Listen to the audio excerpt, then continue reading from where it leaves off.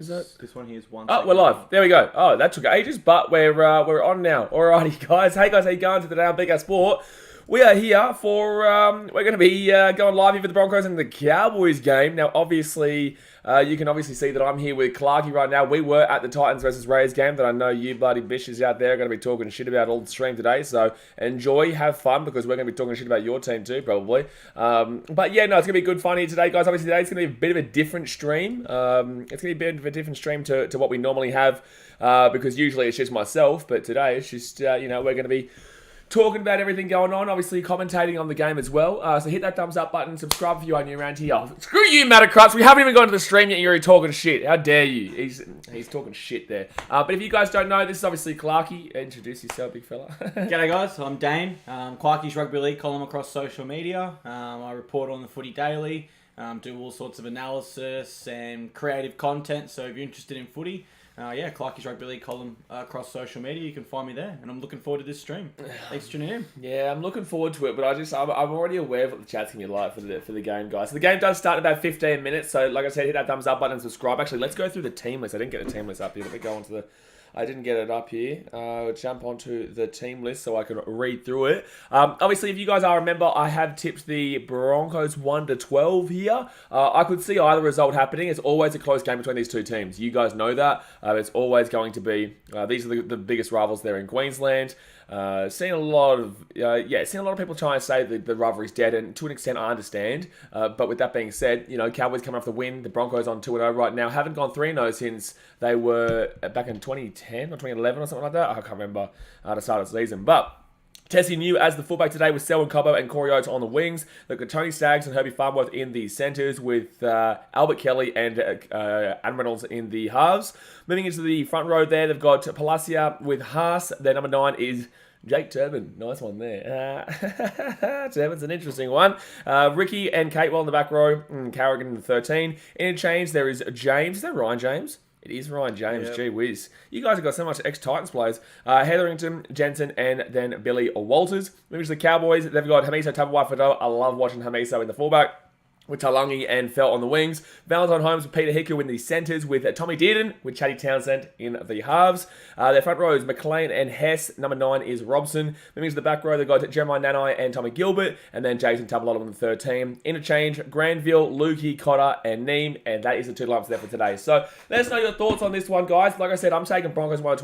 What are you saying? I'm going to go Broncos 1-12 as well. That's who I tip, but I wouldn't be surprised, and I hate to sit on the fence, but I wouldn't be surprised if Cowboys won, just because of this rivalry. It's a game where both teams will get up for it. And to be honest, even if one team was on like a 5-game losing streak, I still wouldn't rule them out, just because this is a genuine rivalry that does mean a lot to both sides. So I will go Broncos 1-12 officially, though. Yeah, I don't know, man. It's like I said, it's going to be a really close one. But, like I said, this is going to be a bit of a different stream, guys, because obviously I'm usually by myself. Usually I'm just sitting there talking to you guys, just commentating and going crazy and whatnot. But we've just finished actually doing a live stream for the Tim Zoo versus, who did you take on again? Goucher fight, Terrell Goucher. But Tim Zoo won in the end. We were happy with that one. We were going to stream it here, but I decided to kick back, and then we jumped on Clarky's TikTok to watch that one. But who do you think is going to be a big play here today, man? My play to watch out for? I'm interested in the halves matchup between Reynolds and Chad Townsend. During the week, Todd Payton, the Cowboys coach, he came out, guys, and said that he actually had the chance to sign Reynolds but passed on him. So I think that will fire up Adam Reynolds, and equally I think it will fire up Chad Townsend, because he's sort of playing with the point to prove now, like, they chose me over Reynolds, I've got to step up. And so ultimately I think their teams are experienced across the park, but it's going to come down to those two halfbacks and who takes over the control of the game.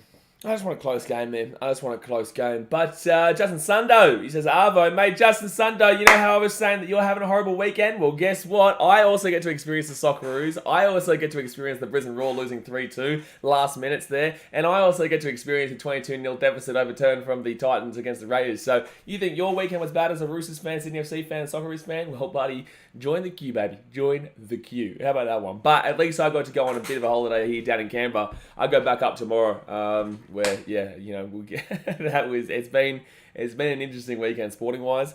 Titan Camp says, Clarky Blaze, it was great to chat with you boys last night despite the unfortunate result. Look, obviously, you still have fun, man. This is what a lot of people don't really get and understand, is that you still do have a lot of fun going to those games, regardless of the result. We had a great atmosphere there. I'd argue that we actually had better sound. Obviously, we were speaking to Sam Revel, who you guys will see on the vlog, and he was saying that our sound it was incredible in the active area, and I've never seen that many Titans fans there. So, kudos to that, really, man. Have you seen it at Canberra before?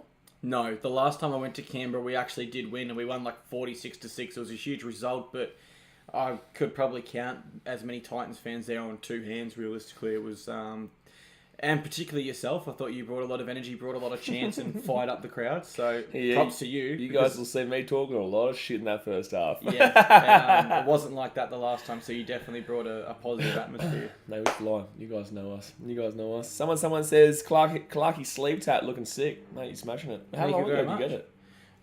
This one here is probably about a year and a half old. And this one here, I started with this and then tied it here. I had that, I just tied it all together, so it's all the way around now.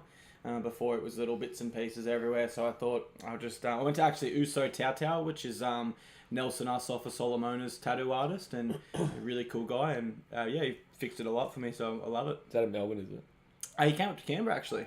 It was awesome. I had a Jimmy Brings voucher from some promotion I did with them, so I just ordered 2 cases of beer, and his mates all come over, and we just listened to some poly music, vibed out, and tattooed, and had a few beers. It was good. Good stuff. Darren Daniels says Broncos better lose. Gotta love seeing mad Broncos fans. You know what's funny, Darren? And I'm going to say this, if you guys aren't following me on BKRsport on Instagram, then firstly, what are you doing? But secondly, it's really interesting to have seen how many Broncos fans have come out of the woodworks in the last 24 hours. Like, legitimately, the last 3 years, there's been none of them. You've been gone. Like, I haven't seen any of them. We get a couple of Muppets here that, they're okay. But overall, Broncos fans have participated for 3 years. Now, they've won 2 games to start off the season against the Rabbitohs, who looked deplorable for the first 2 games. Looked actually good against the Roosters, but they obviously have the wood over them at the moment. And then they played... Who they played in the second game? The Dogs, who is still predicted for the bottom 4. With 3 rounds into a season, they haven't even played this game yet, who is also a weak draw. The whole draw for the Broncos has been weak so far. But the Broncos fans coming out and having a crack at the Titans as if like they're doing something. Like, lads, 2 years ago you won the wooden spoon. Last year you came third last. It's very early in the season. Be very careful about the amount of shit you talk, because you guys know me.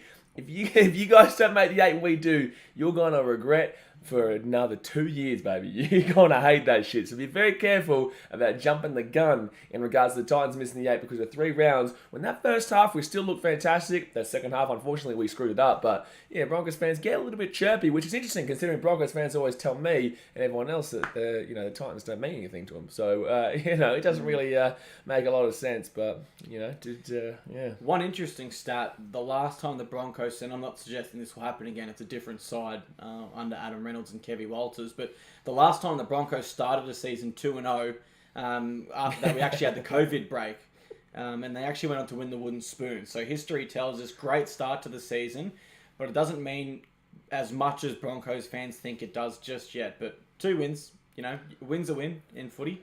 But just a stat there to be aware of, I suppose. And unfortunately, I'm going to defend the Broncos here by actually going against that in a way, is that you're right the last time, but the other 4 times before that, they started 2-0, they made the finals. Oh, there you go. Yeah, and I saw that from Random Stats Guy, obviously friend of the channel. He's, yes. He puts those ones out there. But the last time they did go 2-0, they did get that wooden spoon, but I think the Broncos are better this year. Obviously, 10 minutes to go until kickoff, guys. Thumbs up and subscribe, smack it. But I think the Broncos are definitely better this year, but they haven't had a challenge yet. That's the thing that I'm looking at. They haven't had any challenge yet. I've told you guys for weeks on end, I'm waiting until they play that round 6 and 7 game. Round 6, I think they play the Panthers, and I think round 7 they play the Roosters. That's when I'm going to start seeing. And I understand the Roosters are 1 and 2 right now, but they are still a challenge. They are still a challenge overall, and more so than the Rabbitohs. I get one result happens, and you guys think the Rabbitohs are now the best thing on the planet, and the Roosters are now the worst thing on the planet. I do understand that, but with that being said, you do have to wait until they play a legitimate team, because,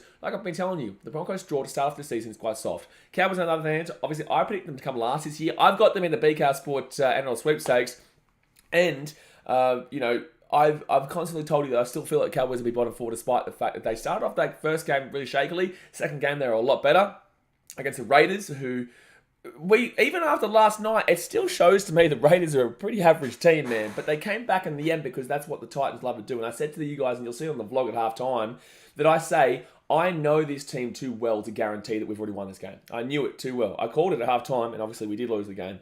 But the Raiders, they came back against us, and that's cool, but I still think the Raiders are going to severely struggle this year.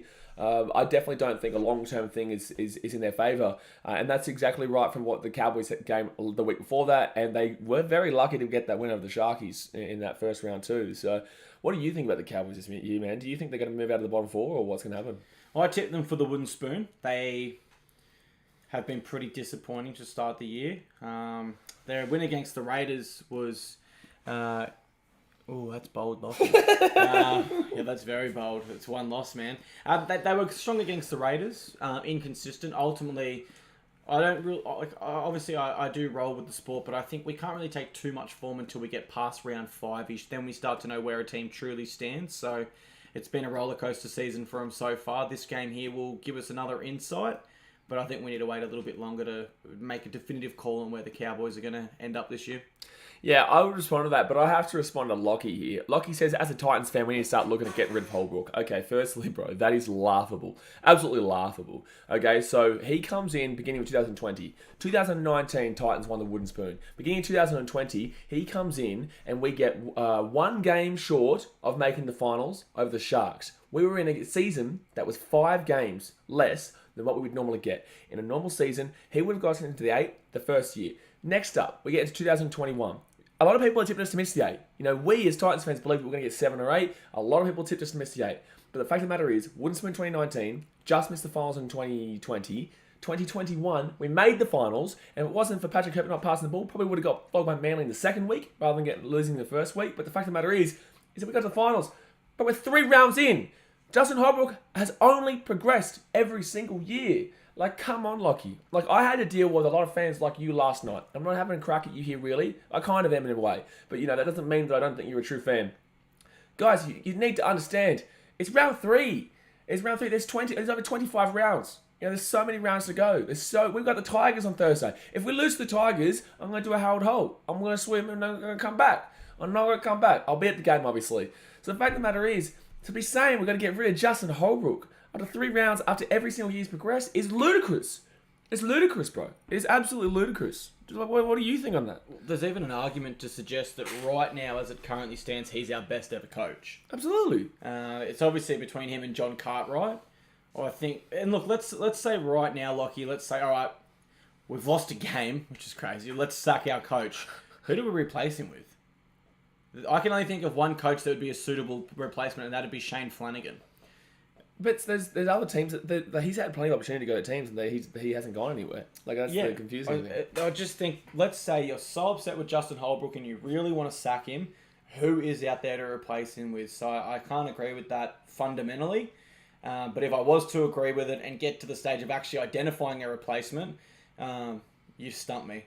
Yeah. You've got me for a golden duck. What do you want, Madge? You want Madge? You want Michael Maguire? What are we talking about here? We want me, Clarkie, go as coach? Who are you wanting as a coach, man? And why are you actually asking to get rid of him? What is your actual... I want to hear your reason, Lockie. I don't care about what other reasons from other people. I want to know your reason for that, Lockie. Please explain it to us in terms that are understandable, because truly, it makes no sense to me that you would think that after 3 rounds, one where we arguably got robbed against the Eels, the second one where we won against the Warriors in horrific conditions, and then the third game where, unfortunately, we come up in a tight loss. We went out big. We got blown out in the second half. Lose by 2 points still. We still only lost by 2 points. I know it's frustrating that we gave up a 22-0 lead with, a minute to go in that first half. But the fact of the matter is that it still is only a 2-point loss there, away in Canberra. Obviously, they were hurting after the Cowboys game. It is what it is. It's one game. We come back. Hopefully, we're angry against the Tigers, and then we play the Eels. If we get pumped by the Eels, then maybe we start thinking about probably, we're not going to be, being as serious as we probably thought this year. But I'd be thinking Justin Holbrook deserves to be cut just because of that is wild. It really is. It's wild. Melvin says, is Matt Burton the best in-game kicker right now? Yes, in game, yes. I think he can control the game with his kicking, which is a lot of halfbacks can't do. I think Mitchell Moses, for example, is a fantastic halfback, but I've never seen him able to switch the momentum in a game via his boot. And we've seen Matt Burton. I'd say he probably has the best bombs in the game. His kicks are very accurate, very smart, great at getting the repeat set. So if I had to make that call right off the top of my head, I can't think of anyone better. So I'll say yes. Yeah, look, I think I think he's great, man. I think Matt Burton's probably, if not the best Dogs player right now. I don't know who else would be there, because Dufty is still a bit, how you going? Ockenball's not playing it, actually. We're doing the Bulldogs Manly game too, by the way. Not just doing this one. We're doing the Bulldogs Manly game, but I don't think Ockenball's playing it, is he? So who comes in for the wing then? I think it was Shoot, wasn't it? Yeah, that makes sense. He's been their 18th man for the first 2 rounds. I'm pretty certain, because obviously all Dogs fans hate him. They hate him. Definitely prefer Aaron Sharp in the centres. He does come on Is the that how wing. you pronounce his name? Aaron Sharp, I believe, okay. but it's one of those names where I'm not 100% certain. I probably would rather switch Braden Burns onto the wing. I know we don't want to get too far into this, but I think Sharp is better suited at centre, and I'd move Burns to the wing there. That makes more sense for me. Yeah, well, that's going to be an interesting game. I reckon that's going to be... I actually think that's...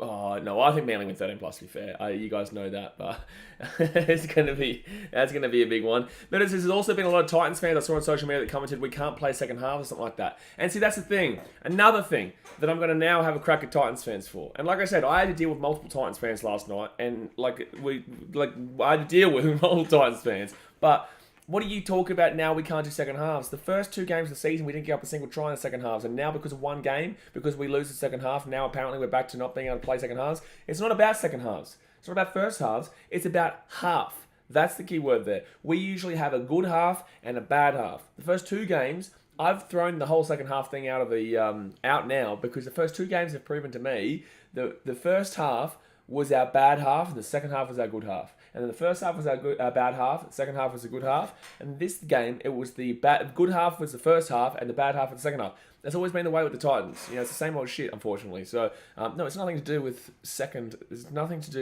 half things, because we've been known to also come back quite frequently in second halves. We've come back from second half deficits just as much as we've lost second half deficits. So it's...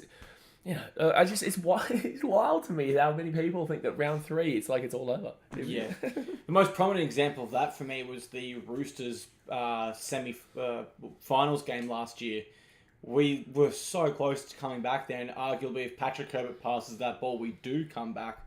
I think a lot of fans agree on that. And for me, I guess the most disappointing thing was starting this year defensively in the second half, we were amazing. And so I thought it was an issue that we'd really targeted being in the fight for the full 80 minutes. Clearly, we've still got a little bit of work to do, but like you said, it is round 3, sorry. So it's a long season. If we're still making that mistake in round 20, I'm going to be upset. But I'm happy to get these mistakes now and get these losses out of the way now, so we don't end up like a team such as a Parramatta who makes these mistakes in the finals when it does count, or they're burnt out, etc.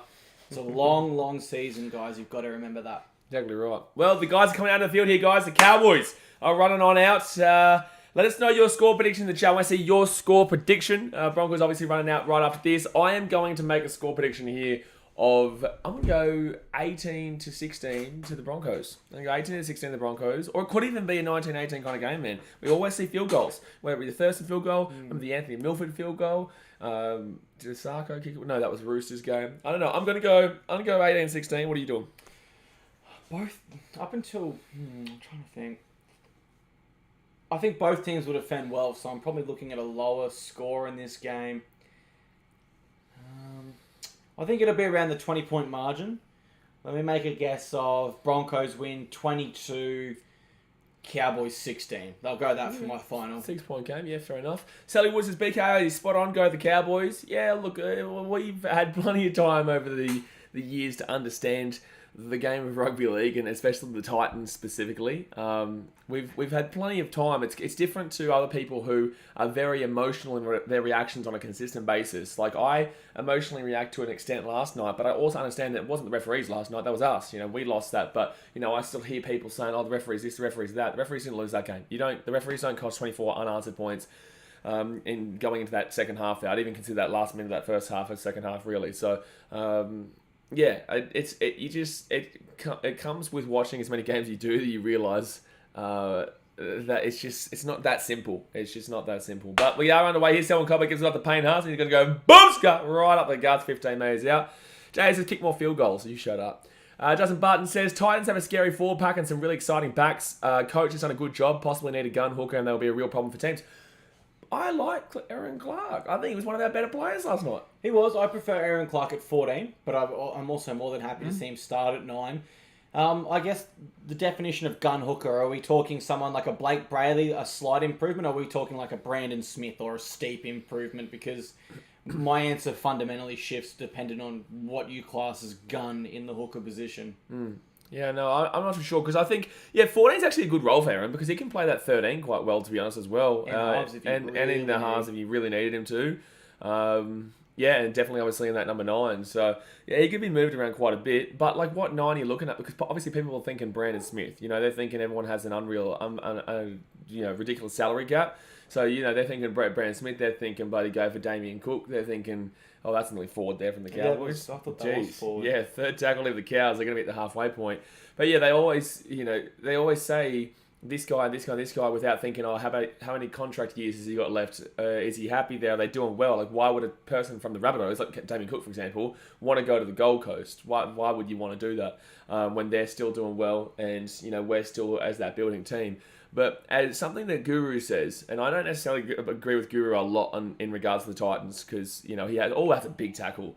But what he says is that they are very young and it will take a bit if they do suck at some period, which is absolutely what we saw last night, where you can fall apart in that second half, you just need to stick with the team and don't just keep chopping and changing, because we've done that in the past. We've done that in the past where we've changed spinal positions 24/7, and it's just too much, you know, and then we can never get anything consistent going overall. Penalty Broncos. That helps the Broncos a lot. That'll kick them straight out of their own in goal. Yeah, so, like, overall, you have to stick with this team, regardless. And I don't think that going out and splurging, because we've got Fafita, and Fafita's going to cop shit whether he's good or not, to be fair. I actually didn't think he was as good as everyone else is saying. I've seen heaps of comments already saying, like, how good Fafita was last night. I didn't think he was one of our best. I think the expectation comes from the fact that when he does get going, he's virtually unstoppable. But a lot of people fail to consider that it's almost impossible to maintain that sort of form because teams game plan to shut you down all week. So to be better than, you know, that preparation of a whole team for a whole week, it's really difficult. But I think probably the most predominant reason is his salary. If Fafita's on 400k, we're saying he had a good game last night. Like Bo Firma. Yeah, exactly right. Well, both of them haven't been great. Second tackle over the Broncos, guys. 30 metres out. They're going to go right-hand side. Obviously, I'll commentate when there's they're in the actual mix for a try, either team, because we're at the 20-metre line here, and then we'll go to the comments when, you know, it's just kind of dead players. They're moving up and down the field and grinding away. It's going to be Carrigan now. Gets his ball 15 metres out from the line for tackle. 3 minutes into the game here, guys. They're going to go out to the right-hand side. Turpin, Reynolds. Reynolds underneath here. Gets it off to Staggs. Oh! Still going. Jeez, good push off. Early ball for Katoni Staggs. There's no one better to give early ball. Absolutely. 5 metres out here. Fifth tackle. Where the Broncos... No, that's actually Farnworth, isn't it? Farnworth and Staggs have the same haircut. It gets confusing. And the Turby there. Oh, that is Herbie over there. They throw it back. It's going to be Cowboys ball. Cowboys ball. See you later, Tarek Plays. We'll see you in 300 seconds. You muppet. Better Beam says, do you think Manly will win their first game of the season against the Bulldogs? We'll talk about that one in the next game because we will be streaming the Manly versus the Bulldogs game, which should be a big one, should be a cracker. But I'm not going to say it. I'm not going to say it. If you're a $5 member, man, it's only $5 a month. Pin comment over there. Obviously, we do our tips. The only tips I got wrong this week were obviously I didn't take the Eels and I took the Titans. So you can forgive me on the Titans one, and I think you could forgive me on the Storm one too. But I did get the first 4 right. Did get Panthers. Who's the other one? Panthers, Rabbitohs against the Roosters. I tipped that. Tipped the Warriors, and who was the other game? The other game was the... Thursday night, maybe? There was Panthers yesterday. There was the Roosters Friday night, and there was the Warriors on Friday night. Who was the Thursday game? Stop, I haven't been put on pressure like this. Yeah, I'm not sure. It was... Someone's gonna say it before. They're gonna say it soon when they get this coming out here. I can't see it yet. I can't even remember. Sharks. Sharks. Sharks and Dragons. Yeah, Dragons. I did and I took the Sharks there, yeah.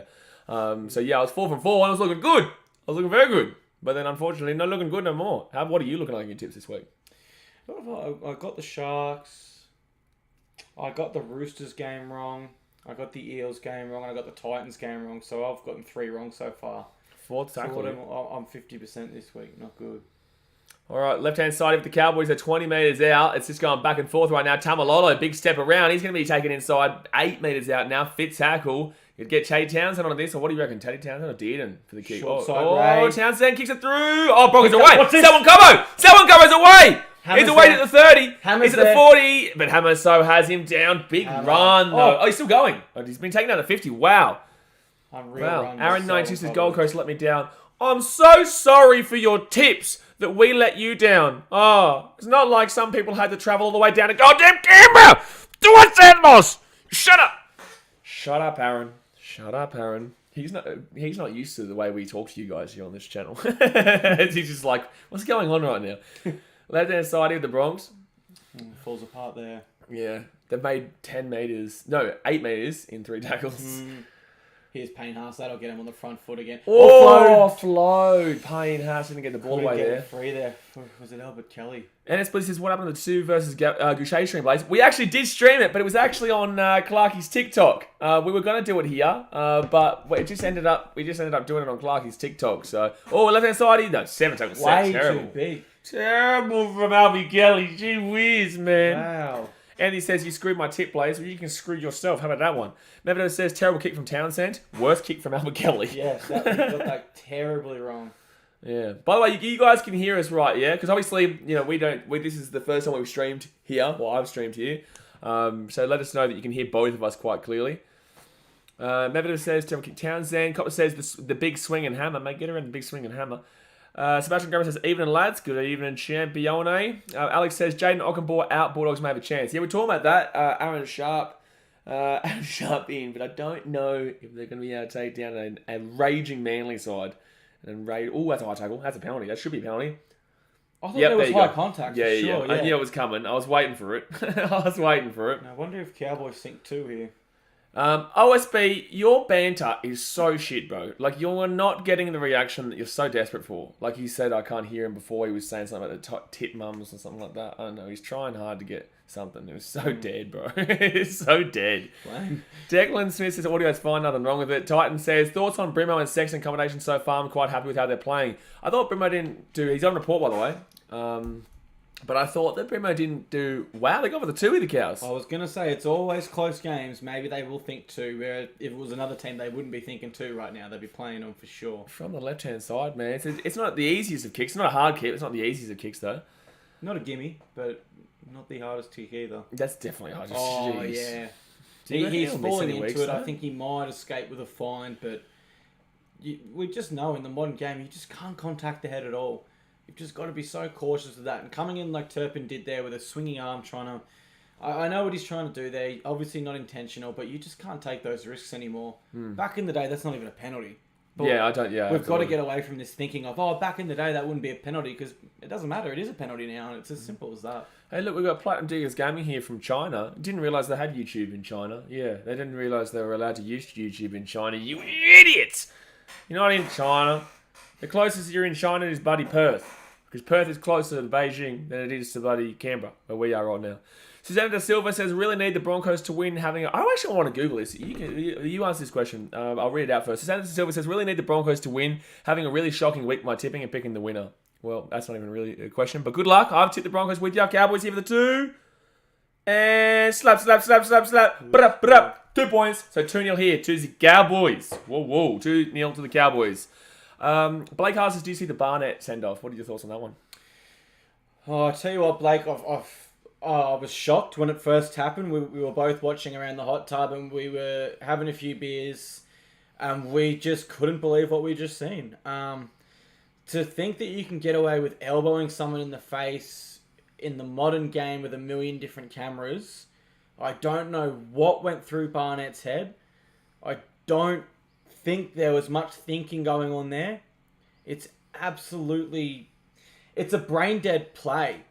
And one thing that really took me aback from this situation was Andy Raymond. I put a comment on my Instagram and said, what do you guys think? How long should he be suspended for? And Andy Raymond actually commented, he's a shit bloke. Which is so unlike Andy Raymond. Shit bloke? Yes. Jeez. So I'm not sure if I'm not sure what's gone on there, but Andy Raymond's never said a bad thing about the game. And if he's saying something bad about you, then I don't know what's going on there. But maybe there's more behind the scenes, but there's something brewing for the Knights. And there's something brewing here for Cohen Hess. Maybe a he's dislocated injured, shoulder. Yeah. He's not been great for the last couple of years, though. But, guys, 10 minutes gone here. Hit that thumbs up button. Subscribe if you're around here. We're at the 10-minute mark. 2-0 Cows have taken the early lead. That kick's not great. Townsend. And everyone's letting the kicks bounce nowadays. Have you noticed that? Why are they letting the kick bounce? If they get taken a goal, Tessino's got to get out. Down. No, he's an idiot. He's stupid. He's stupid. Get there, Cowboys. No, he's stupid. I'm sorry. He's stupid. Had to go And down. this is like Jaden Campbell last night. I will throw this out there. Needs to just dive out and take the tackle. Because even though it's actually illegal to be taken the tackle that we were talking about last night, no one's calling it. I think he's dislocated his shoulder.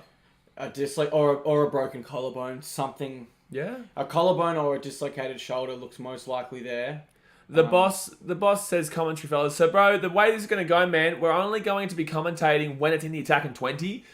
Basically, a lot of this one is whenever it's in the, that other 60 meters from that 20 to that 20, there just isn't really too much of a point because it is in the grind. But you're about to hear a bit of commentary now because the Cowboys are going to be having an attack and set. But it's really just going to be about the attack and set when it's a duo because otherwise, it just gets one person talking, which is what we usually do. But considering we're here, it's not like that. So, by the way, Beijing from Perth is about a 7.5-hour flight. So very close, but it is actually closer to get to here than to Beijing from Perth. But close enough. Third tackle of the Cowboys. They're going to be 10 metres out from the line. Jason Tamalolo.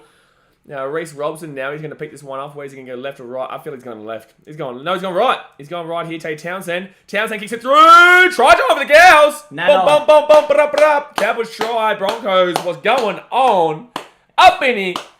And exciting for Maroons. He's set to pledge for Australia and the Maroons, even though he's eligible for the Kiwis. Very exciting young player. Yeah, Jeremiah Nanai is a great little player. Now, where's the fullback in all of this? Yeah, where's Sassy New? This is why Selwyn Cobbo is a fullback. I don't know why they put him onto the wing when they could have had Isako this year. I'm really shocked Tessinoe was up. Like, I understand coming into the line as the fullback, but he's past his team. Look, he's actually come out as the A defender there. I don't know what the fullback's doing there. Magnificent vision from Townsend to not panic under that pressure, stay composed, fullback's out of position, perfectly weighted grubber. Great work by young Nanai as well. Hey, Brisbane, I just want to remind you better hope you don't lose this game. After the shit we copped on Instagram last night, you better hope you win this game. You better hope you win this game, baby, because then otherwise we're both having a rough weekend. But you had your attempt last night. You better hope you come back in this one. You better hope. I tipped you too, you dogs. I hate you, Broncos. I do. Sebastian Gomez says, Barnett acted on instinct. He was just as surprised as we were. I disagree with you, Sebastian. I'm gonna disagree with you heavily there. That is absolutely deliberate, bro. I've never elbowed someone in the head on instinct. You can't have your elbow up here, man, and coming into where there's going to be is he a Knights fan? No, Sebastian's actually a Titans fan. No. He's over there in Romania, so they might have got different footage that I definitely saw. I definitely saw a different. Yeah, I'm shocked at that one. Sorry, Sebastian. I've never heard of someone by instinct raising a forearm / elbow to someone's head as they're just standing there in a footy game. Yeah, exactly right. But it is what it is. Poker says you are way behind.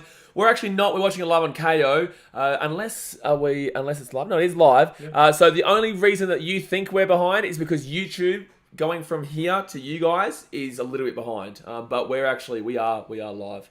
So don't worry, man. Don't stress it, man. Don't stress. Jacob McDonald, the big fella over in the New Zealand, the Kiwi land, says, "Sup, lads? Hope you've had a great weekend thus far, but kind of good. But Titans also lost a 22-0 lead, so kind of, but a roller coaster weekend, some might say. A bit of a holiday for me here in Canberra. But yeah, it's a rough one. But he also said, "Where do you get your balls top from, mate?" It was in Surfers Paradise. Geez, I don't know. It was a good place, though. It's a good place. It's a good jumper. It was only like, I think it was $50. $50 or something like that. Medvedev says, "Try great play." Benavides' his first score of the game. First try of the game. The first score of the game came from that penalty before. Declan Smith says, "Up the mighty Cows. Blazy might need to move to Mexico." Oh, yeah. So basically, I said if the Cows make the top 8 this year, then I'm moving to Guadalajara in Mexico to become a cartel dealer. Wow. So, yeah. So, I'm going to have to become a kingpin. But just want to remind you, the Broncos are not the shit. They are not great. They are not the shit because of 2 games so far this season. They have beaten the Raiders And they're looking like they're looking good in the first 14 minutes, mind you. Against Holmes. Valentine Holmes here. Holmes! Cotter. He's away! Oh! Oh, did no, he he's get so there? close. 1 metre short here for the Cows. Look at Right his hand numbers side, right. right hand side, baby. Right hand side, baby. Brup. Get it out. Get it out. Get it out. Get it out. Intercept. Corey Owens is away. Corey Owens is away. Corey Owens with an intercept. He's away. Take him down. Ooh. Woo, woo, woo, woo. Oh, it was a 4-on-1 intercept. Oh, rest in peace, headphone users. You guys know what this channel that if you're wearing headphones, then you're gonna experience it like that, mate. You know.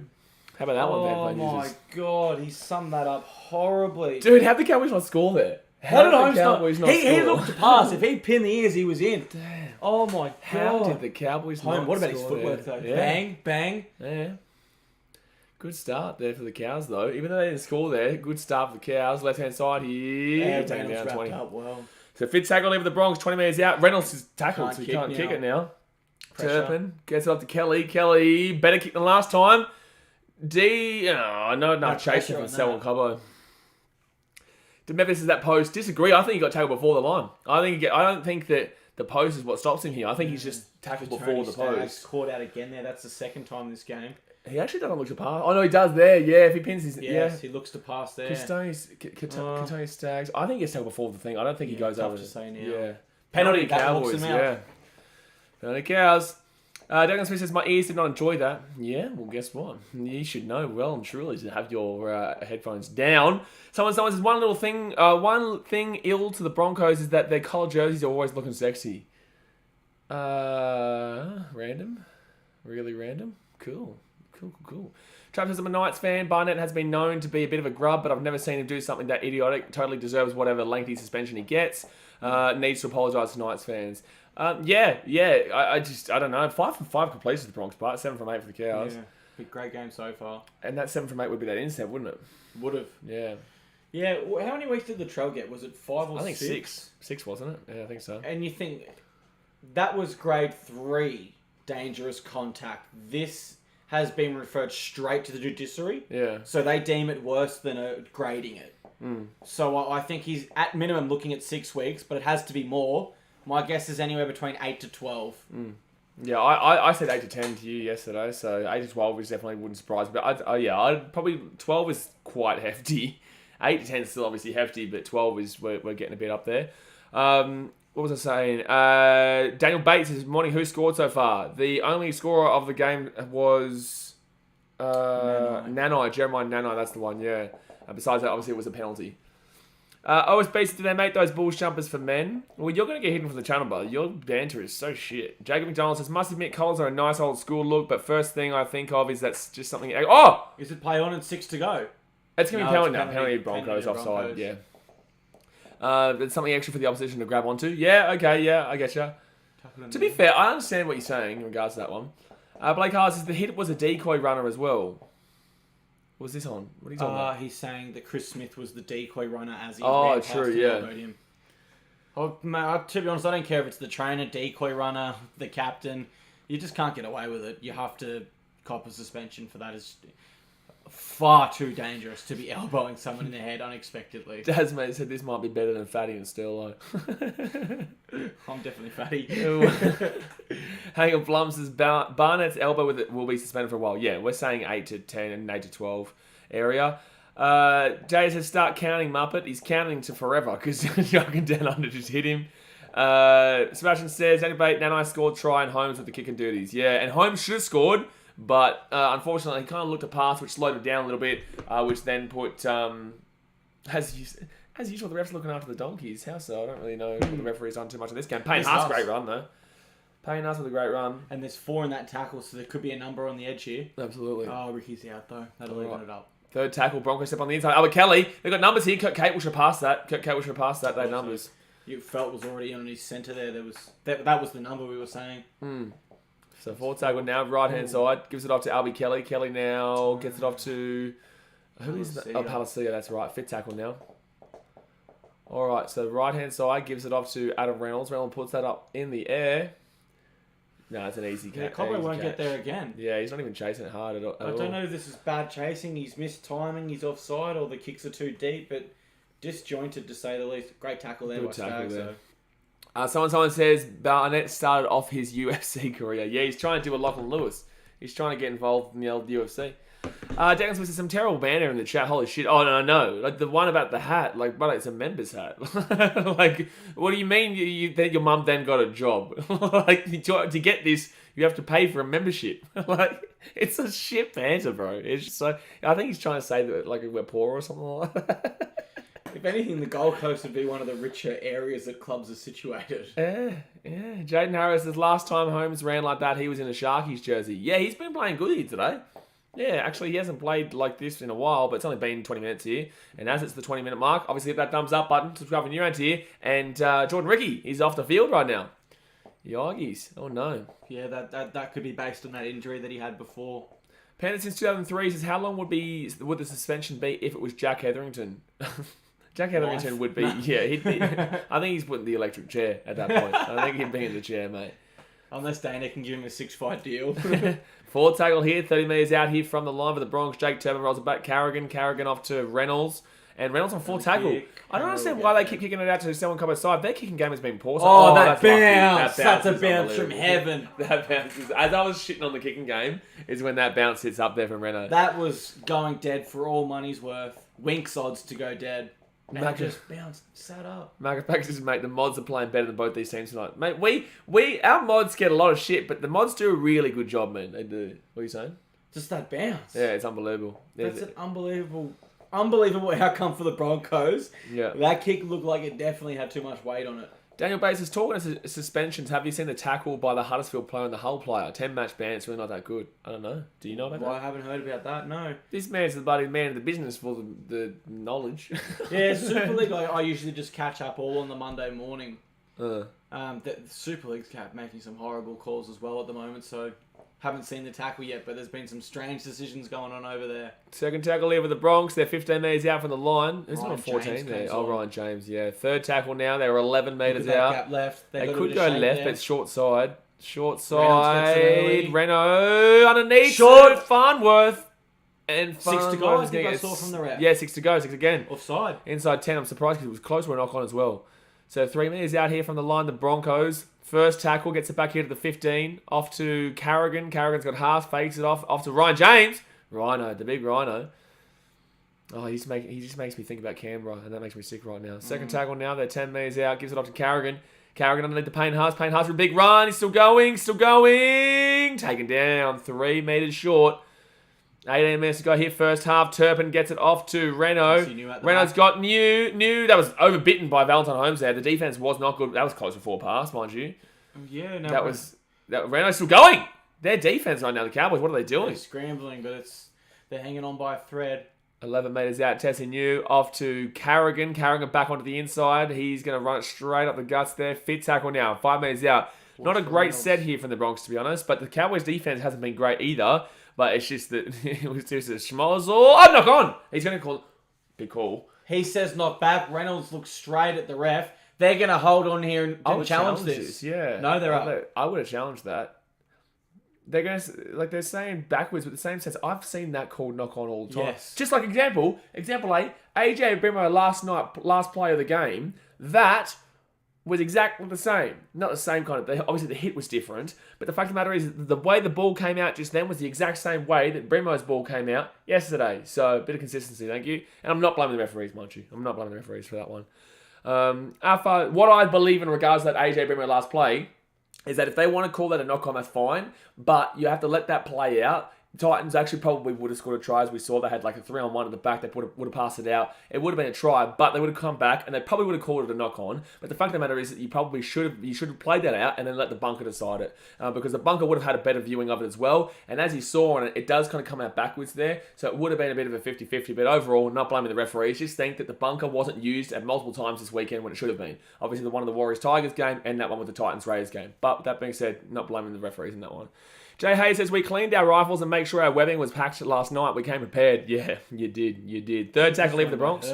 Herbie Farnworth. He's been really good this year. And Turpin is going to get out there. Carrigan. Oh, he didn't pass it. That's good, actually. He's going to be away, Carrigan. Oh, on the inside. He didn't even know Tessinew was there. He just threw that ball. He had the they've got an extra number left as well here. If Reynolds can get it early, out the back at to the Kelly. 20, gets it off to Ali Kelly. Kicks it. Oh, no, wrong. This is play on. Oh, This is play on. Oh, is he taken out? I think he's been taken out there. That's going to be a dropout anyway, but they're going to. I think this could be a sin bin. We're going up, no try, and we're going to check for a professional foul. It's not going to be a try or a penalty try because there is a player coming back through. Poker 101 says penalty try, so no, I disagree. The reason he's going to try. The reason why I'm going to disagree, it could be a try, and you could be right, but the reason I'm going to disagree is because there is a player that's back here. There is players that back here. So I think there's going to be, look at it, look, maybe Cohen Hess maybe. So if they're going to, Kate was in front of him, does he get involved? Offside.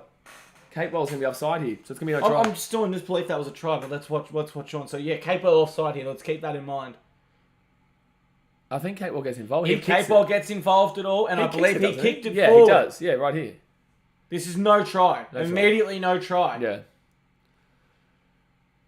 So JJ, so it's going to be a penalty here to the Cowboys for an offside. But what I will say here, the reason why I disagree with that being a penalty try, based on what you guys are saying there, is that there is actually a defender who gets back in time.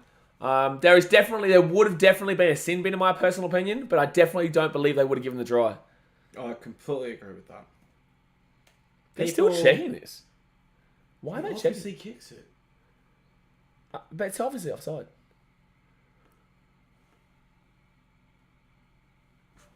Oh, so because he's run him on side. So they're saying that he's been run on side. So that's a big call here. That's a huge call. So he kicks this one through. No, let's get to Michael. Just commentary shush. Like the commentary just needs to. Oh! Offside. He's offside. Can I just say, guys, if this is awarded, this is the scrappiest try I've ever seen in my life. They're playing on. I think Heavy Foul was offside. Okay, now, can we say... So is there a player back here? There? You have to defend... No, actually, they call a try, though. See, look, there's a 11 here, Cohen Hess. The ball bounces still. Ball bounces. I think he actually probably does get it. No, there isn't a player. I think he does get it. No, it actually should be a penalty try here. There should be a penalty try. I don't think you can give a sin bin, though, if you give a penalty try, can you? No, one of them. No, it's one or the other. So it will be a penalty try, no sin bin. Yeah. Yeah, exactly right. Yeah. So I saw Cohen Hess out of the corner of my eye. I thought he was closer than he was. He wasn't anywhere near close enough. Penalty try. Bing bong. Bango. Bango. But the thing is, though, guys, you've got to remember the penalty try is only 6 points. Not an 8-point try. This is a 6-point penalty try. So that means they get the try. It can be 8-4. The kick in front, isn't it? Penalty try. It'll be straight in front. Yeah, right in front. So it's going to be 8 to 6. Oh, 8 to 6 here. I think it'll be 8 to 6. But that's the right call. Can we agree that that's one of the scrappiest tries I've ever seen? Absolutely. Oh my Absolutely. God. And I find that interesting that they said that that first part that he wasn't offside, and I'm surprised Farnworth isn't caught offside there too. I'm surprised. So now, yeah. Poker 101 says Capewell not offside. What are you talking about? Capewell was offside. They called that he was offside, but the reason why he came back onside is because they said that the player who kicked it, I think it was Kelly kicked it and then brought him back onside by going in front of him. So he was offside. Capewell, you're wrong. Capewell was offside, but the referees ruled that Albert Kelly then brought him back onside by going in front of him, which I didn't know was a thing because I thought that it was. I know. You know what I'm saying? Like straight away, like. I've never seen a situation that close. But let's say I'm the kicker and I put up a bomb and you're all in front of me, but I run past you all. You're all now onside. Yeah. I've just never seen a situation where that has been in like a 1 meter. There was a few steps is all you had to do.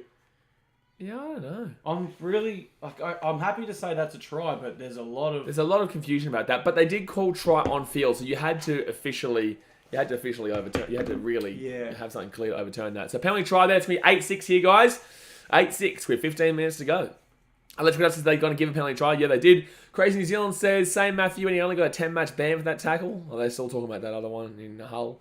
JJ says you can get both dudes. I don't think you can, JJ. I don't think you can get a sin bin and also a penalty try unless it's like unless you're actually punching someone. Yeah, it's one or the other in the modern game. And I think it's a send. I think you can only get a send off if it's that bad. I don't think you can get a sin bin and a penalty. In that situation, JJ, if they deemed that Herbie Farnworth wouldn't have got there, then Kyle Felt would have been sin binned and it would have been a penalty right in front of the sticks.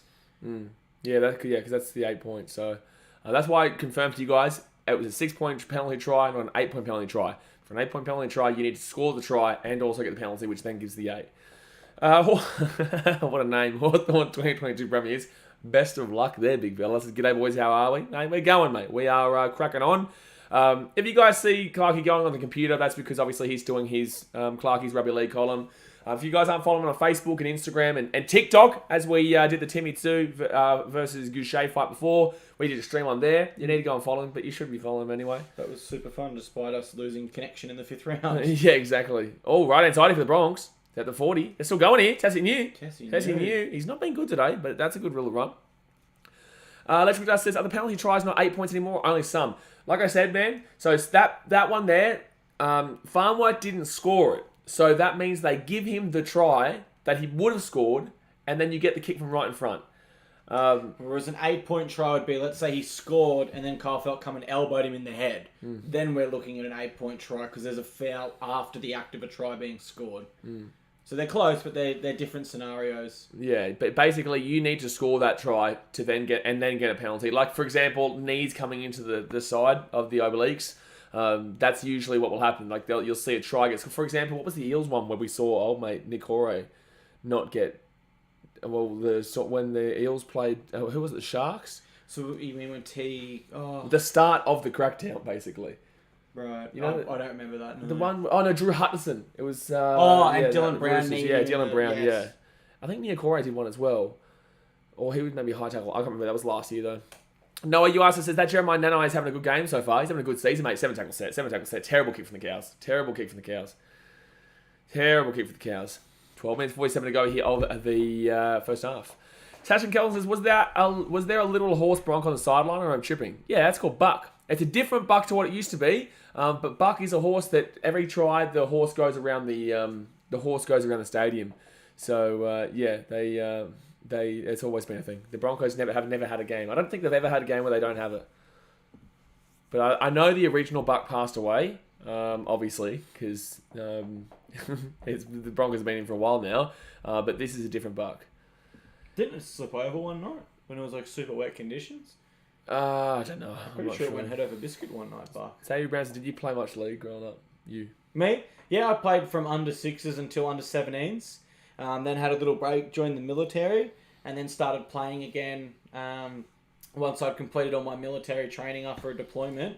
And in that season, I've had 8 surgeries from that season on my back and shoulders. I got messed up pretty bad, so I'm unfortunately unable to play footy anymore.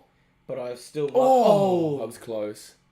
They say play on. But I still love the game a lot, and I put my passion into different areas of the game now, such as my page. I'm just going to drop commentary for a second. That's fine. My hotspot. Branko says, is that your boyfriend? No, your dad's my boyfriend, mate. Brody says, are you in Canberra? I'm in Canberra, man. Yeah, I was at the Raiders-Titans game last night. We were there as we got to witness that travesty. But it was still a good time, man. It's still a good time being down here. I haven't been here since my Year 7 Canberra trip, which is quite funny, seeing all the places again. Ari Bashi's reading says, Murata had the high shot in Tedesco. Yeah, thank you. That's the one. Sasha Kell says, oh, wow, I don't know how I've never seen that before. Kramer says, that horse should be fullback. Well, their fullback testing. He's not exactly doing a fantastic job right now. He's not doing exactly fantastic, so I'm just going to get rid of that. There we go. He's not exactly doing an unbelievable job, so yeah, definitely would have put him past putting that horse as the fullback. Left hand side here for testing new. He's actually starting to get a little bit going here, though, to be honest. Liam Duran says, did you watch the Storm game? We watched parts of it. We were travelling to the game, to the Raiders-Titans game at the time. Plus, also we watched the ending to it at GIO Stadium. Yeah. Which was wild, because obviously that was... Oh, here we go. Chance here. Stags offload. He's got Cobbo cleared. Oh, he's still going. Ah! Renato! Forward. Oh, dear me. But the case remains, if you get Stags early footy, he is so dangerous. He should have got the ball away earlier. He should have. If you look at Cobbo, he's actually unmarked outside. Have a look here. Someone just said, "Can Tony Staggs actually do something for F's sake? He's folding my super coach," and then he just did that. What are the odds of that? But then he gets a knock on anyway, so enjoy those points. What were you saying? Just the fact that he's got Cobbo outside him here, unmarked, ready. Right, now he's through. Do what the Cowboys did to them in the grand final. Flick it out Michael Morgan style. Just got it free there. League Zone said, what happened to Corey Thompson and why isn't he playing with the Titans? He's injured, mate. He's out. He's back in another 2 or so weeks, I think. I can't remember who I was talking to last night, but yeah, of course it'll probably be another 2-3 weeks. Both teams, 12 from 13 completions. This is amazing. Yeah, it's a good game. This is high quality footy, really, from 2 teams. It's fine. It's fine. Yeah, there's definitely a decent amount of tap. This is what happens to these 2 teams, though, when they play each other. Yes, it's always like this. You can never safely tip one or the other. Brody says, I'm really excited. This cup is very close. See, this is why, it was funny when a lot of you guys laughed at me at the beginning of the season when I said the comp is up for grabs. The comp is up for grabs this year. The Storm don't look fantastic. The Roosters don't look unbelievable. The Rabbitohs don't look unbelievable. The Panthers probably... Oh, knock on. Cowboys. Knock on Cowboys. The Panthers are probably looking the best, but with that being said, I think they are definitely looking the best, actually, to be honest with you. Who else will be there? The Eels don't look unbelievable, but they got to beat the Storm. But the Storm haven't looked fantastic in any of their games so far.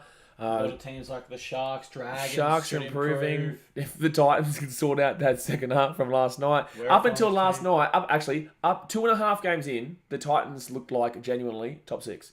But then, after the second half, that's 3 games in. Oh, yeah. So that's what I'm saying. 2.5 games in, you're thinking, okay, maybe they're definitely top 8, definitely top 6. Yep. But now, you're kind of pushing back a bit and you think, well, that second half, we've got a lot to improve on. So that's the thing. The Titans, obviously, there. Sharks are there, because Sharks didn't look great the other week either. They lost to the Raiders. Yes, on the buzzer. On the buzzer, that's right, yeah. If I had texted anyone... Oh, Cody Hetherington's on the report here. What for? I don't know. Oh, I missed that. No, yeah. But if I had texted anyone in this chat and I said at the 39th minute mark last night, Titans are a top 8 team, you couldn't have disagreed with me from what we were seeing. Absolutely. And that's how crazy rugby league is. But I wouldn't even say 30th, I'd say 40th. I'd still give them Rays that try. Jay says, your thoughts on the Eels beating the Storm last night? The Eels are quality contenders this year. But come on, man.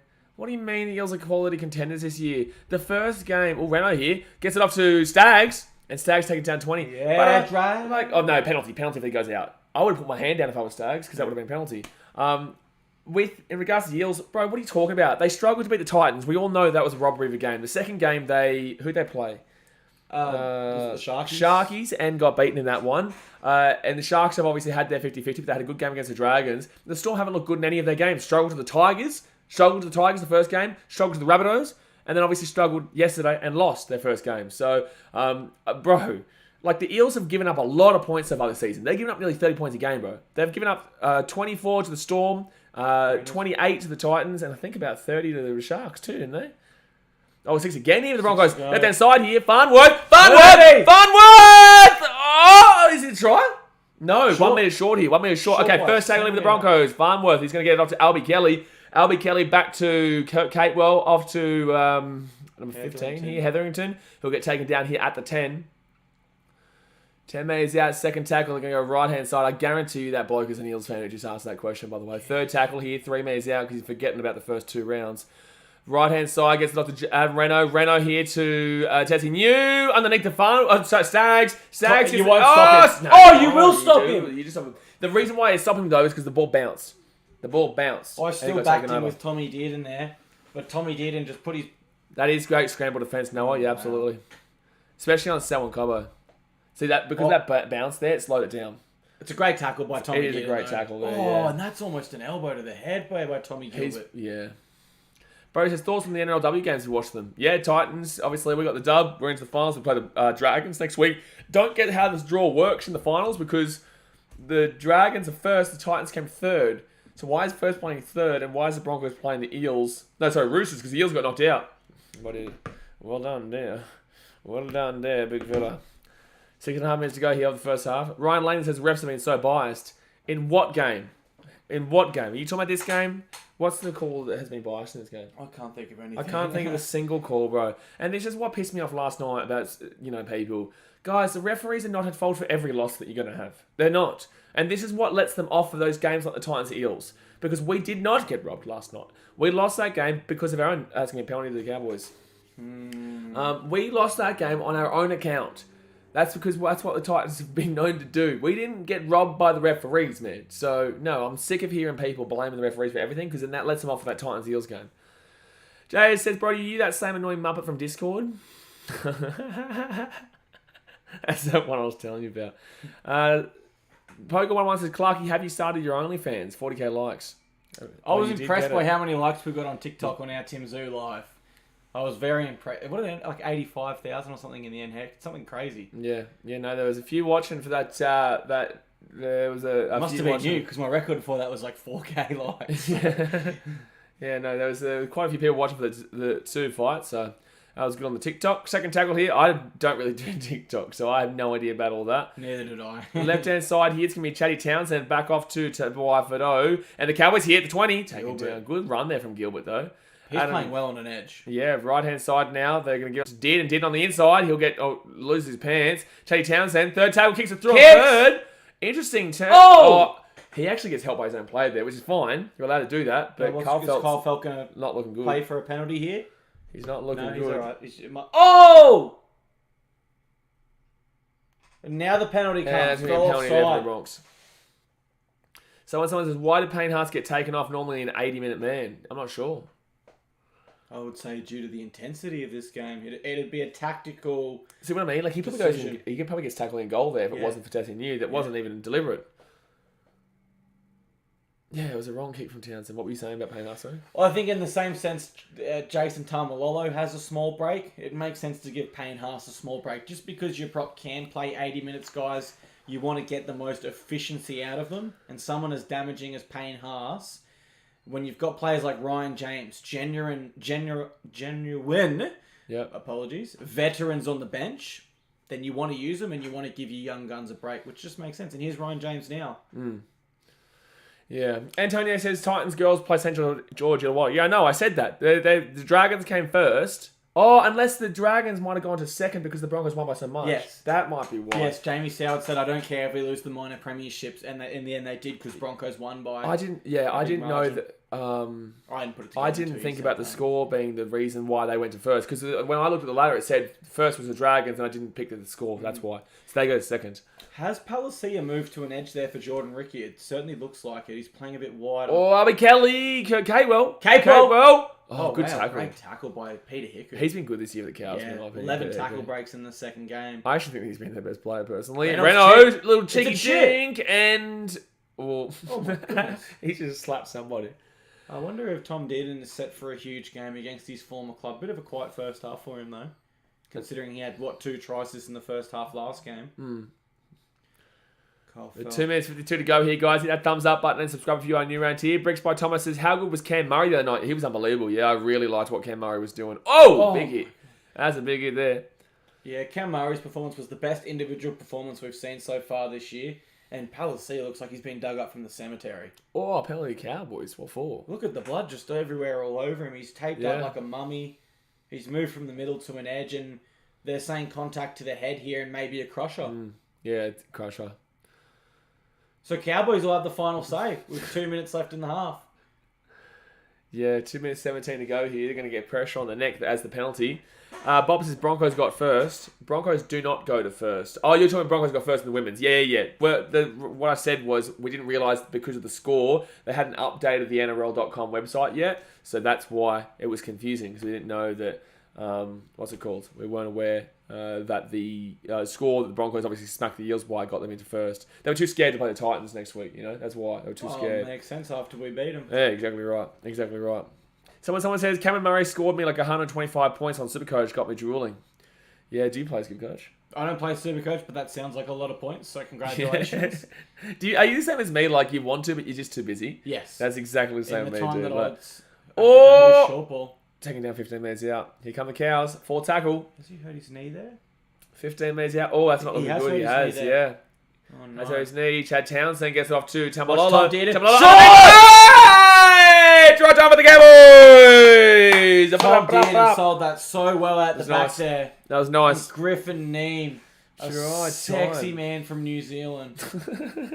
Just finds a perfect short line. Typically a middle forward as well. That's a back row line there. And that's with a minute to go as well. Watch Tommy did and sweep here. They've all got eyes. They all go out. That's a good pass from Tamalolo. And it's Palacia that misses the tackle because he's typically a middle defender. But that's a no-looker from Tamalolo. He's looking backwards. It's unreal. That's a no-looker from Tamalolo. Unreal by Neem, by Tamalolo, and by Tom Dearden with the decoy out the back. Absolutely.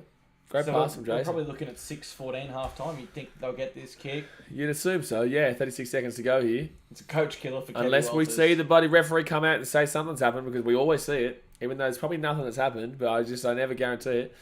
Noah says, great try. League Zone says, try. William Hunt says, let's go to Cowboys. I'll read what she's reading and says, yeehaw. Ryan Lang says, what a pass from Tamalolo. It was fantastic. Corey says, Jay, how long was the timeout for? Just want to know. Well, Jay, do you want to show him how long? You've done this to yourself, Corey. You've done this to yourself. You've just Jay's going to give you an experience. You're going to experience how long a timeout is for, man. So we'll see you.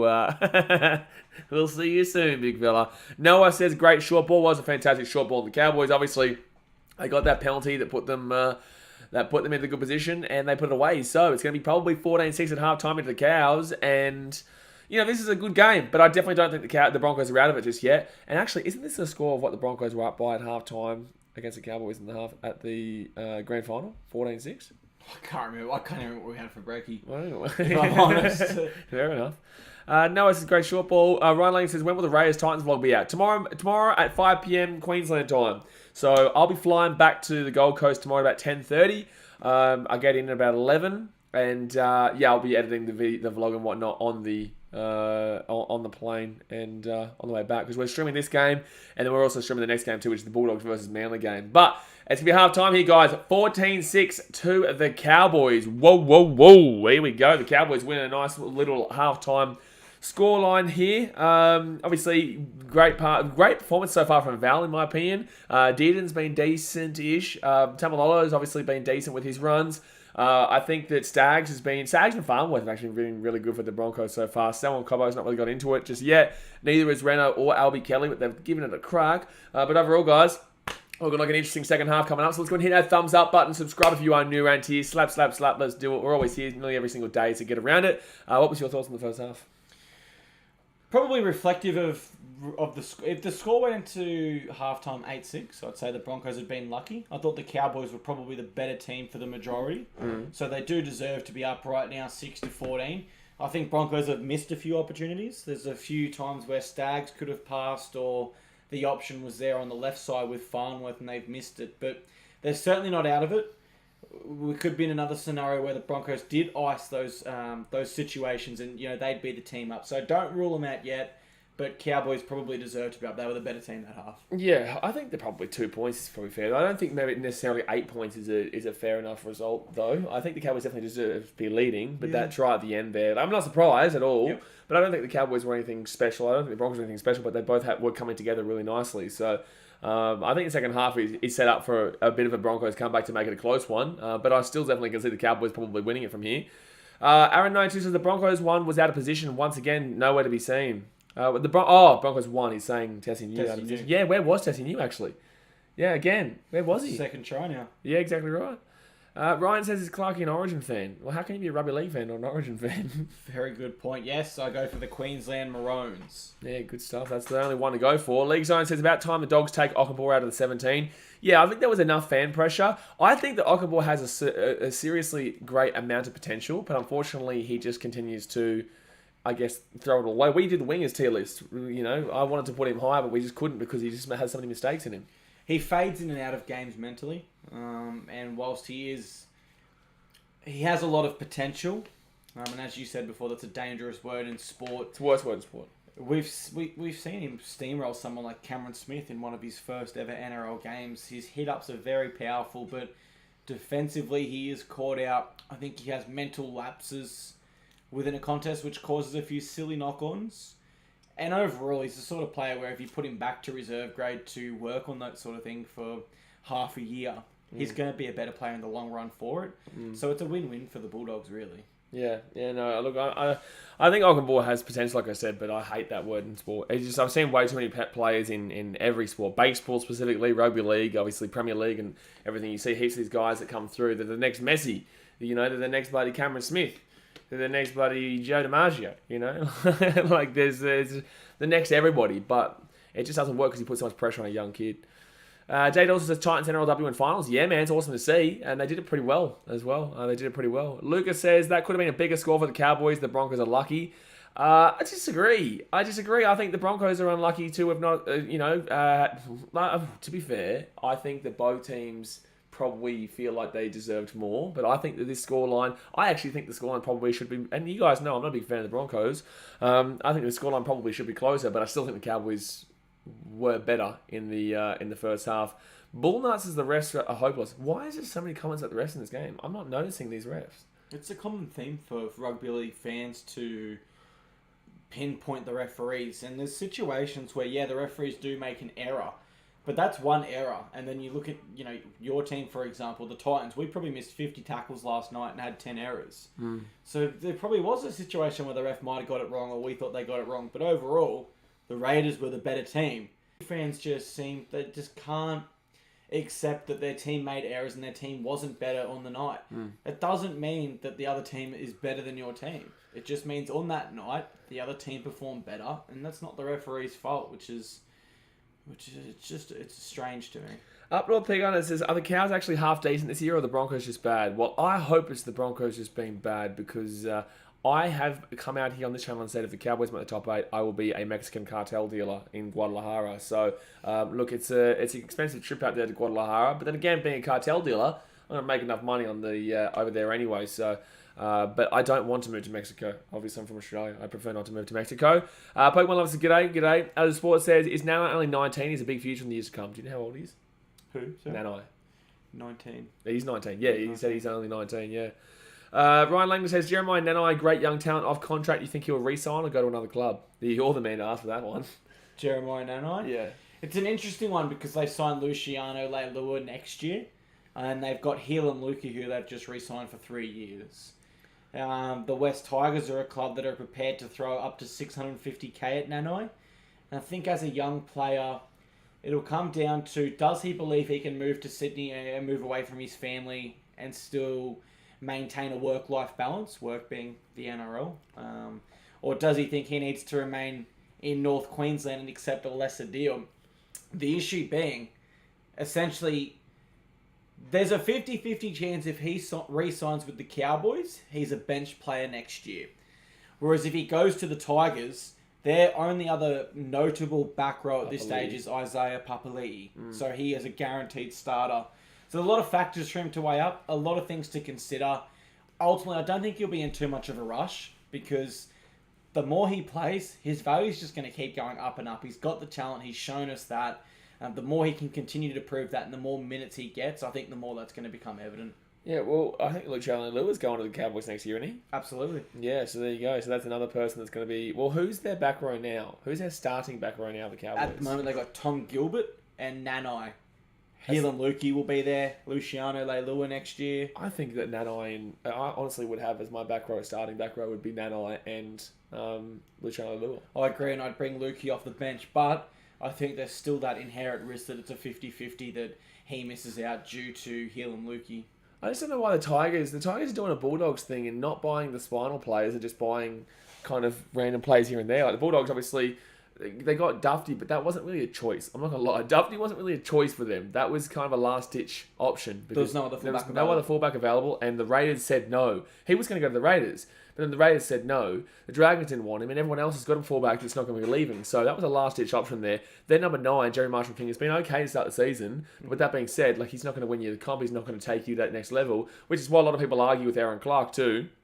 But I actually personally prefer Aaron Clark after the start of the season, but I guess that could be the lies coming through. I don't know. I don't care. But then you go and look at Matt Burton, who's obviously very young, has done really well. So that one has paid off. But then they don't even know who their partner is for Matt Burton. Whether it be Jake Averillo or Kyle Flanagan and then not even giving Flanagan a crack at the moment. So it is Jake Averillo. And isn't there another one that is kind of there but doesn't really get a go? I don't know, but they keep getting Tavita Ponga Jr. and Josh Adokar, and everyone thinks they're going to be a world beater because they get a winger. Yeah. Brent Naden, etc. And the strange thing for me is the blueprint's there. It's been there. If you look at the most successful teams of the last decade, I'll use the Melbourne Storm, for example. One thing they always had was a strong spine, and obviously the strongest spine in that instance. But it rings true for other successful teams for the decade, such as the Roosters, Sea Eagles. When you have an established spine, you can build around that. And that's when you can have a spine that controls the game, so that other players, such as a back rower that might not be an elite back rower, they're able to bring their best attributes to the game. And when your spine's going well, the rest of your team's going well. So the blueprint's there. If you want to build a winning team, start with your spine, build around that. I had a good question the other night, actually. I think this was on the either Roosters Rabbitohs stream or the Sharks. No, I wasn't doing the Sharks when I did the Socceroos game. I think it was on the Roosters Rabbitohs stream. I had a good question. Would you think that adding the 13 to the spine could be a possibility?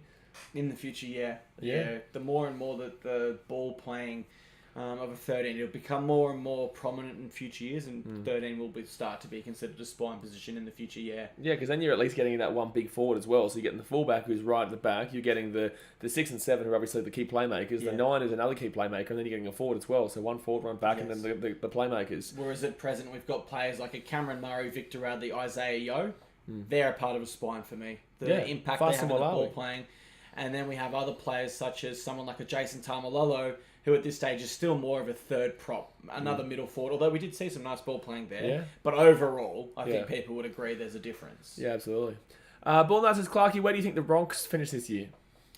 I had the Broncos in the 8th to 12th range. I think if they do make the finals, they won't do much. They'll just be there making up the numbers.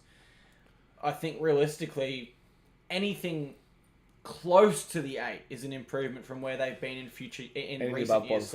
So anything but the bottom 4, like you said, is a win for the Broncos this year.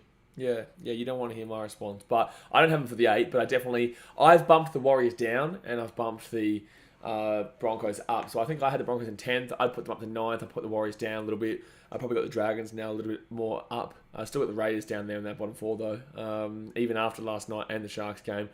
I still saw it against the Cowboys, and I still think that overall, the Raiders are still down that low, which makes that loss last night even worse, in my opinion. But yeah, look, I think the Broncos are still going to be fine for that 8. I don't think they're good enough for the 8, though, on a long-term season basis.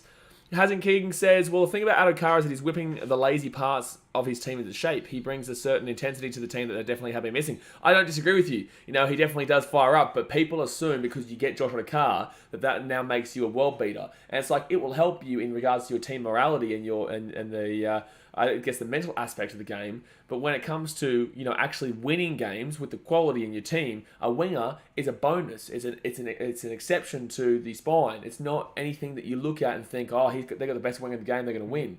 No, I think, they got the best 7 in the game, Nathan Cleary, they're probably going to win. You look at the Rabbitohs, they've got Damien Cook. Geez, they're probably going to win this one. Fullback, Tedesco, there's a good shout. They're going to win this one. I don't look at Josh Adokar on the wing and think, oh, well, I think they're going to win this one. It's like, no, it's got nothing to do with it. That's just a bonus out there. Look, you can get away with Charlie Staines in the wing, and he still scores tries. So that tells you everything you need to know about that position. But with that being said, he is still one of the best wingers in the company. Will help your mentality in regards to a winning culture and winning formality,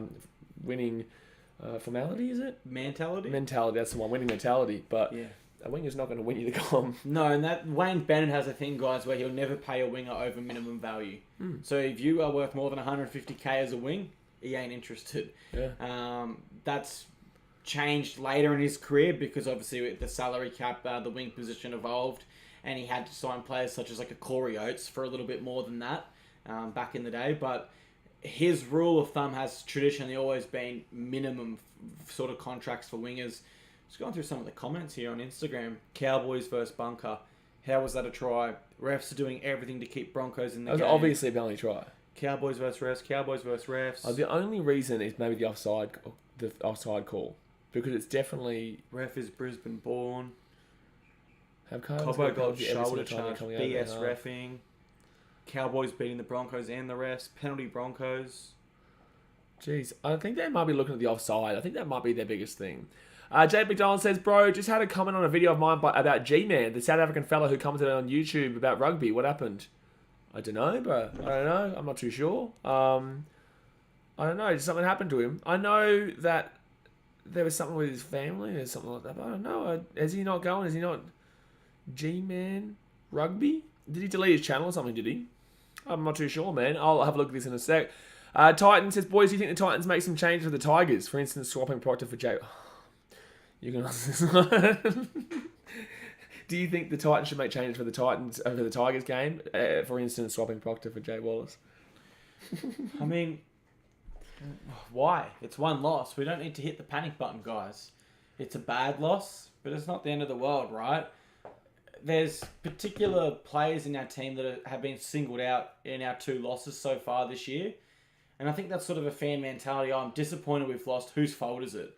And a lot of the time, it's not an individual's fault. It's the team's fault. Personally, I probably would swap Proctor out for someone like Sam McIntyre. And I might consider shifting Patrick Herbert back to reserve grade for a little bit. But if we don't make those changes for next round, I don't care. We lost a game. It was a bad loss. Doesn't mean we've got to shift the whole team around, right? I reckon we could go out there and we could beat the Tigers. Cowboys are coming out here onto the field, guys. Hit that thumbs up button and subscribe if you're new around here. Jacob, just to respond, that's why I got Clarky to respond to that one, because I wanted to go and have a look at what you're talking about. I see that he has a video saying, I'm sorry. So whatever, I don't know, I'll watch it afterwards, I guess, but I had no idea. I don't really watch many streamers myself, man, because obviously I'm always streaming myself. So I don't have time to watch the streams, other streamers, but I'm not too sure what he's done, no. Titan says, boys, I already read that comment. Aussie Damo says, did you see Lance Franklin in the AFL kick his 1,000 goals? Yeah, I think every single man and his dog did. I'm a Geelong fan too, mates. Of course, I saw it. Justin Barton says, in the NRL, we are seeing a lot more players debuting at a younger age. Do you think this is a result of a good pathway development? No, I think this is a result of them trying to start their progression as a team earlier so that we can see them build with the team. I think that younger development is great, which is what you said, and you would agree with it to an extent. However, I would say that it's more to do with the fact that, like what the Panthers did. Look what Gus Gould, he enforced, Brian To'o coming through, Luai coming through, Cleary coming through. They've all played with each other forever, right? And now they're reaping the rewards from it. Now the Titans are doing that.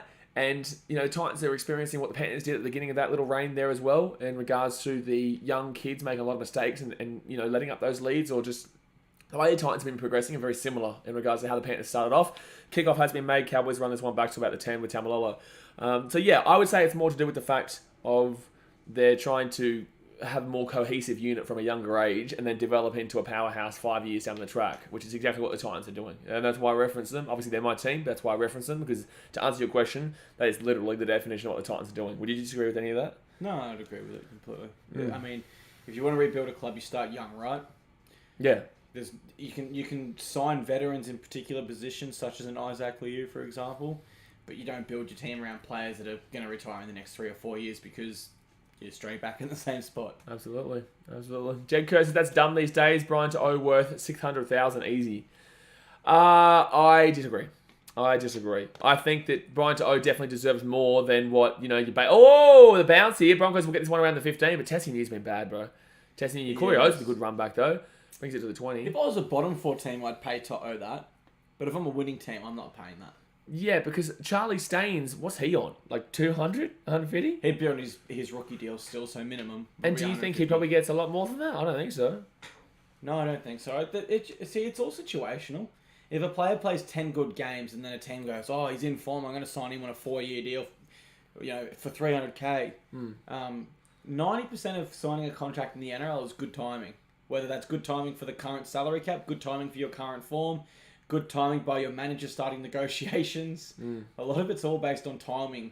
Oh, easy take for me. So, yeah, I think that you definitely... You still want the best wingers in the game, like an Adokar or a Brian to Owen stuff and those kind of players. But with that being said, you're not paying an exorbitant amount of money if you're a good team, because you know that wingers will more than likely get their job done even if they're not that great. Ockenbaugh is a different story, obviously, and I hate to call him out, but he's obviously the hot topic at the moment. Who else would you be looking at there for making heap mistakes in the wing? I'm not too sure, but Corey Thompson, he's so underrated. He'd be on a cheap deal. I don't know what he'd be on at the Titans. But I don't even know what he's testing. He's a bit chonky. Look more comfortable doing a shit out there than playing footy right now in front of those fans. I don't know what's going on. Bailey says, officially with you, Clarkey is a Titans fan, got signed to the development program for 3 years. What? Me. Officially with you, Clarkey is a Titans fan, got signed to the development program for 3 years. Oh, I think he did. Oh, you got signed to Congratulations, man. If you're referring to yourself, congratulations. That's an awesome step, man. If you're referring to yourself, that's great. And congratulations. But I'm kind of confused by that comment. But if you are referring to yourself, then cool. Hopefully we see in the colours. Yeah, hopefully we see in the colours one day, man. Toxic Marvy says Cowboys have looked great on both sides of the ball. Just a shame the clown with the whistles keeping the Broncos in the game. Wow, these refs are coming to beat. These refs are coming to... Oh, that's going to be out the full. Oh, that's out the full. Yep. That was close to 420, but that was bad from Reno. Yeah, that's not a good kick. Here's an interesting one for you. When the Maroons announced their squad, with Valentine Holmes playing at centre this year, would you name him on the wing? And would you name Hammer in the centre again? Or would you swap it around Holmes centre? I think Hammer did more in the centre than... I think he did really good in the centre last year. Yeah, I'm the same. I keep Holmes on the wing. He's never played a bad game on the wing in rep footy, so... Yeah. And then obviously Ponga would be our fullback. Frank Stones, do you still think Titans have a good chance of making the 8 after a couple of disturbing performances? Okay, so let's go through it again. Titans versus Eels. The first 30 minutes, they gave a few tries at halftime, down by 2 points or whatever. Took the lead, and then 99% of the competition outside of Eels fans, 100% of the competition outside of Eels fans thought the Titans were robbed in that game. I get it. First 30 minutes, they were average and gave a lot of points. But the second half, they didn't concede a single try at all. So you can definitely pick the positives out of that rather than simply the negatives. And obviously, a lot of people believe the Titans definitely did win that one, and the Eels should have lost. Second game, they played the Warriors in conditions that I can tell you personally. I was there. I experienced it. I was in the drums. It was over 40-degree heat inside that stadium. It was absolutely diabolically hot. They started off rampaging and then unfortunately fell away a little bit. Still ended up winning the game in the end. Didn't give up another try in the second half. So obviously their defense definitely can do well, and we saw for the majority we saw for the first half last night. I'd say actually for the majority of the game last night, the defense was good, but the tries that they let in, there were a couple of obviously tries in the second half with the momentum. And I spoke and interviewed Mal Meninga. Mal Meninga will be on the channel tomorrow for the vlog. And Mal was just talking about the momentum, and you can't get the momentum away, and the Raiders obviously put it to him in the second half.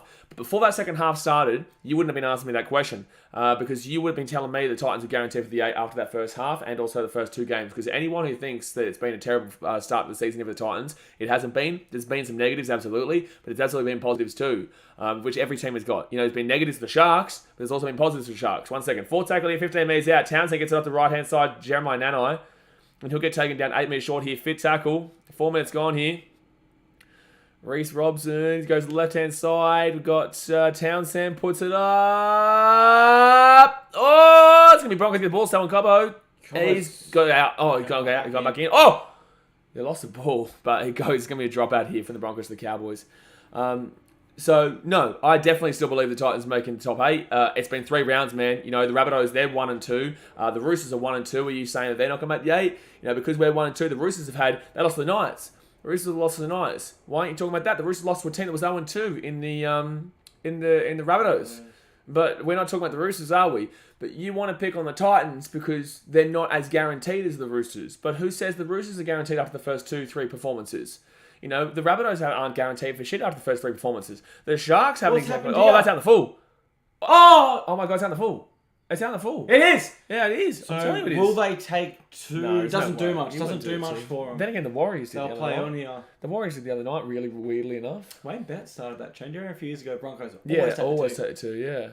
Do you ever think how crazy life is that on your YouTube channel you were interviewing an immortal of the game of rugby league in Mal Meninga? Yeah. How crazy is that? That's pretty amazing, yeah. That's crazy. I spoke to Aaron Clark and then Mal Meninga, yeah. Frank says, but what about their lack of focus for long periods because their first match wasn't a classic robbery? What do you mean the first match wasn't a classic robbery, bro? Let's get back to the Phil Sammy high tackle. Let's get back to the knock-on in the end goal. Let's get back to the Isaac Liu penalty that literally tied the game. Hold on. Second tackle here for the... You're an Eels fan if you think that. If you think the first game wasn't a classic robbery, then you're an Eels fan. Left-hand side here. Cowboys! Holmes! Oh, I don't know about his legs. I don't know about his legs here. It could be a try. They're going to call try. That's cool, but they always check this. I've got to see those legs. The legs could have gone down here first, but otherwise the Cowboys can slap it, baby. So Val Holmes might have got his try that he should have got in that first half. So 34 minutes to go here of the game. So Renault's having a shocking game. The Cobbo goes... I think he's in. I think it's a try. Those legs are up. I think the legs are up here. It's just at fast pace, sometimes it screws with you a little bit. Herbie Farmworth here sees I'm a player's short and decides I'm going to shoot out of the line here. And I think that's Palasia's edge again. Keep in mind, he shouldn't be there. It should be Jordan Cobbo's Ricky. a bit too close in as well, though. Yeah, but the key point, I think if Jordan Ricky's not off right now injured, here we you go. watch This will show Palasia us. here. He's not wide enough. Farmworth comes. Sorry, Stags. It's actually Stags, sorry. Yeah. Oh, yeah, it's try. Oh, Easy try. A magnificent dive in the end too. Easy try. My apologies, Easy guys. try. It's Stags there who shoots off his line. The haircuts are similar, you're right. I told you, Stags and Farmworth. I was at the Broncos Rabbitohs game and I said they look exactly the same when you're at the game too. Look at this game by Holmes so far.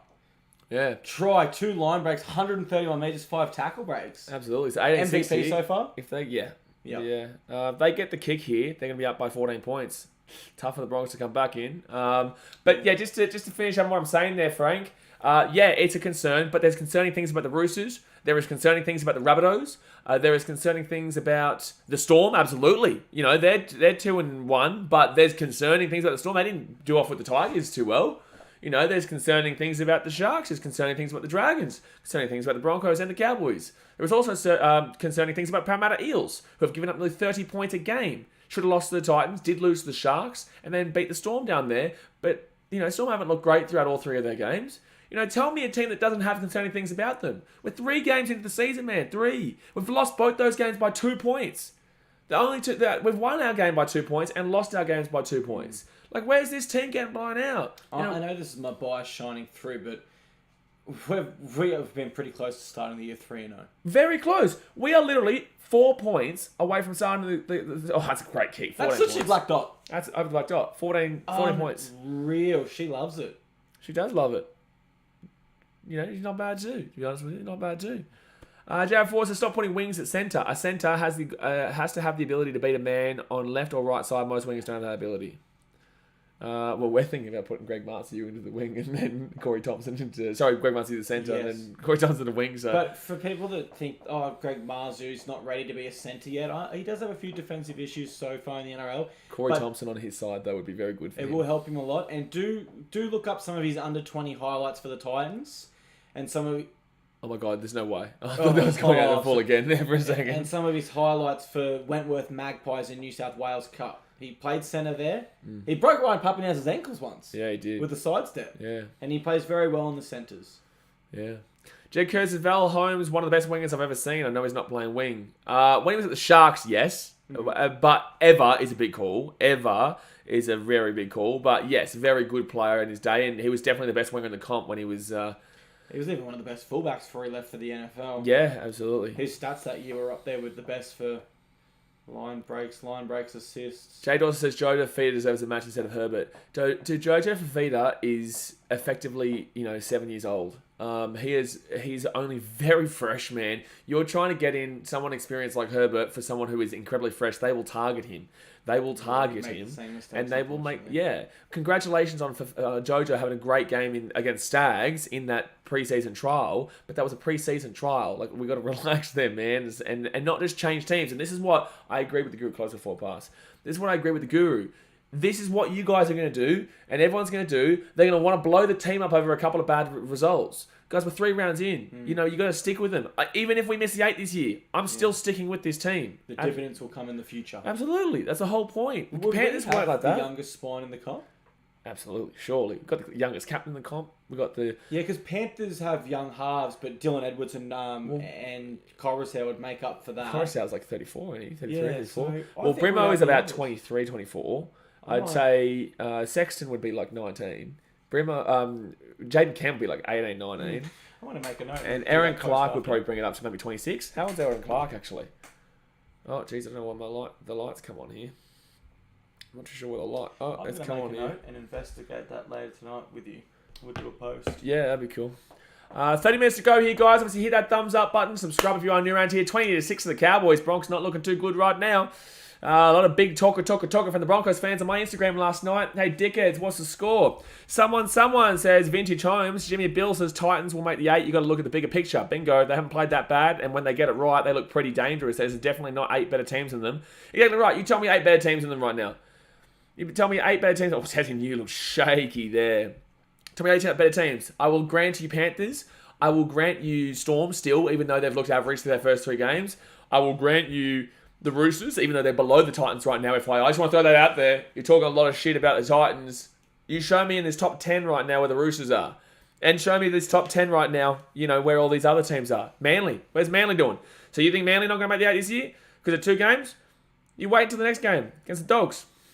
You think Manly not going to make the 8 this year because of the first 2 games? Like, people criticise us. Where's your criticism of Manly, who are 0-2 right now? If they don't beat the Dogs, they go 0-3. What are you going to say? You're going to still keep picking on the team that's only lost their games by 2 points? Each game they've only lost by 2 points each game. But it's time to pick on the Titans because they're obviously incredibly young. But they're still right there in that screen over these other teams that no one's mentioning here. And I'm not generalising everybody, but it's just so interesting that people seem to feel like, it's we can only pick on the Titans, and that's about it, really. Blake Hart says, Munster looks like he's going to have a big year, though. He's looked really good, especially last night. Didn't get to watch the majority of last night, but they still looked very shaky in that first 30. It was 20-30 that we watched before we drove. And then, obviously, we know how we went against the Eels. I believe that we played better against the Eels than what the Storm played against the Eels last night. But that's my personal opinion. We had multiple... Sorry, let me rephrase. The Storm appeared like they had multiple chances to put them to bed. And early days. Eels would score again. Yeah. And then Storm would score and you go, okay, here's the momentum. They're going to build. Eels would score again. Gary Johnson's round 3 people. Every team is Russ. Yeah, you're right.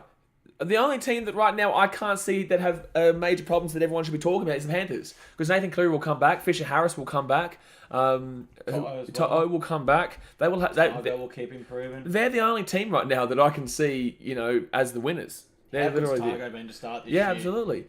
Sharks have got issues. The Knights, if you think they're making a top 8, man, get out of my face. Broncos, they're down 26 to the Cowboys right now. The Storm, obviously, they've got their issues. Eels got their issues. Raiders obviously got pumped by the Cowboys last week, 26-6, and to a terrible. Oh, Broncos here. That's a knock on.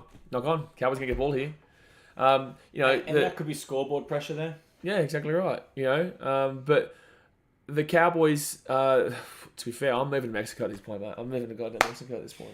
Well, this is the thing for the Broncos. Have they really had to face much adversity so far this year? They've got the softest on the comp, bro. They had the softest start of the season in the comp. The first game was against the Rabbitohs, who we all know, new halves pairing, no Wayne Bennett. Everything's changed. And also, I'm not guaranteeing the Rabbitohs yet because of one game against the Chooks, which is they've got a good wood over right now. And then the second game was against the Bulldogs. Yes. Who's still a bottom 4 team, in my opinion. From last year. Yeah, wooden spoon from last year and still a bottom 4 team. Now they're playing the Cowboys with a predicted wooden spoons from this year. Yes. Good point. And then next week, I'm pretty certain they have the Warriors or something. But this is the first time this year, guys, where we've seen the Broncos behind on the scoreboard needing forward pass. Should have been forward pass. Well, they missed that. And under adversity, guys. And I think what we saw there with that error is a bit of scoreboard pressure. They're starting to feel that we're behind. They're starting to feel we've got to score points. And they've gone away from their natural game. Broncos take on the Warriors next week, so another easy matchup. Yes. In Brisbane too, at Redcliffe. So not really their home game, but still their home game. More fans. And then the next game is finally... That's why I said round 5 and 6. Round 7 is when I'll know about the Broncos. They play the Roosters in round 5 and then the Panthers in round 6. And that's in Penrith. So they've got some big tests coming up. I told you guys last week, I said some bigger opponents are coming, baby. You got some better competition coming. So I said they could be 4-0. But they're not going to be 4-0 now, right now. Jake Granville on.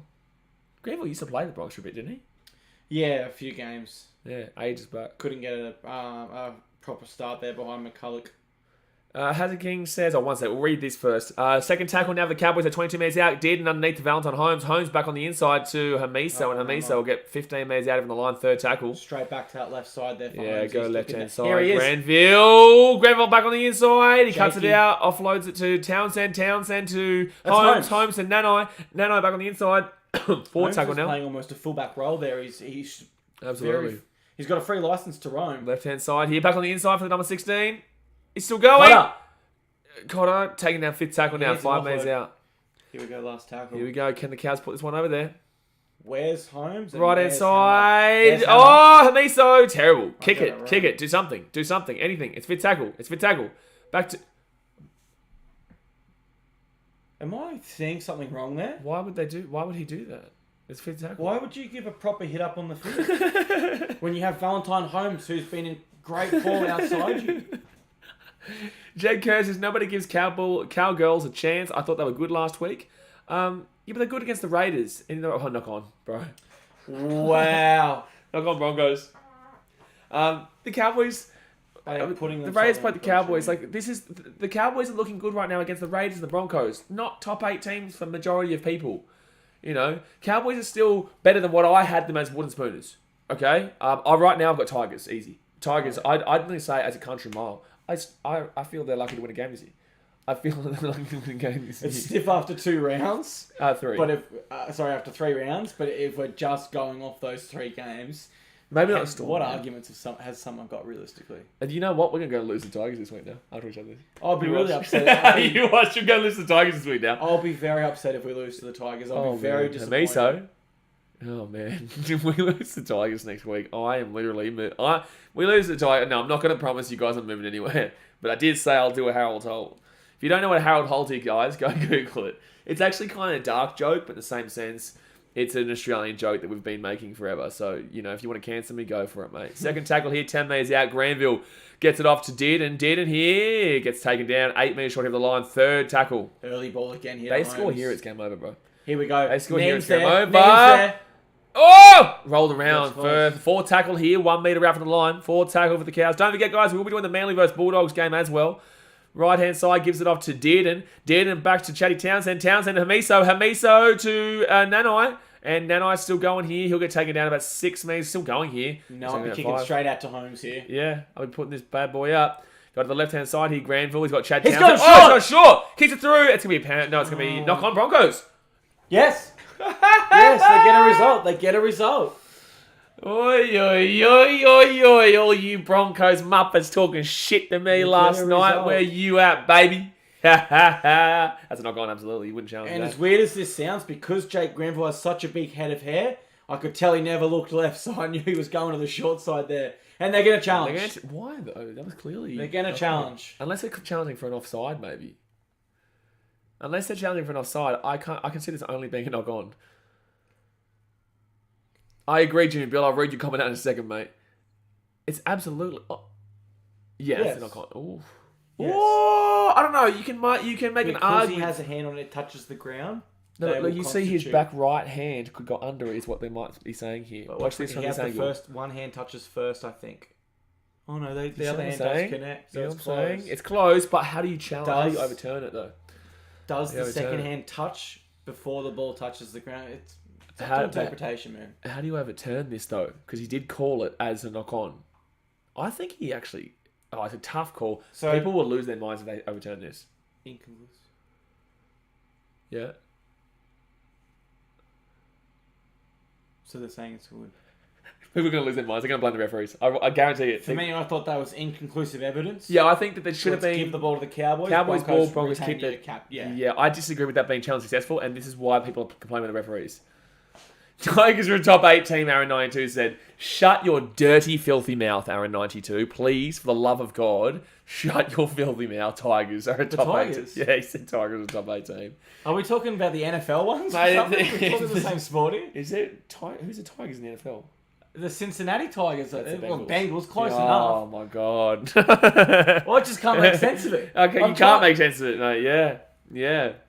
Yes, the US Tigers, mate. The Tigers made top 8. Then not only am I becoming a Mexican cartel dealer in bloody Guadalajara, but I'm also going to move to Tajikistan. All right, I'm going to work my Mexican cartel business in Guadalajara in Tajikistan. How about that one? So I'm going to be all over the place. Around the clock. Doing my streams in Tajikistan, but organising my... You need to live away from Guadalajara, though. You know what I'm saying? You need to live away from where you're doing the cartel stuff. Up at 1 a.m, sponsored by V. Exactly right.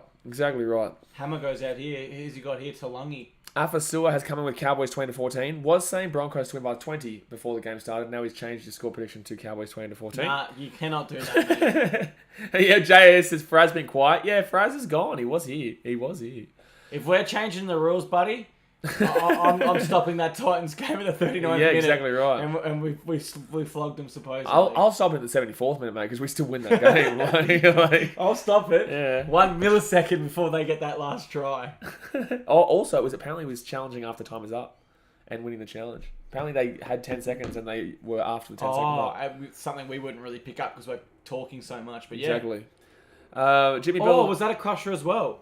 No. Jimmy Bill said something before that I was going to read out. The Broncos have had the softest straw Pressure on this you. year.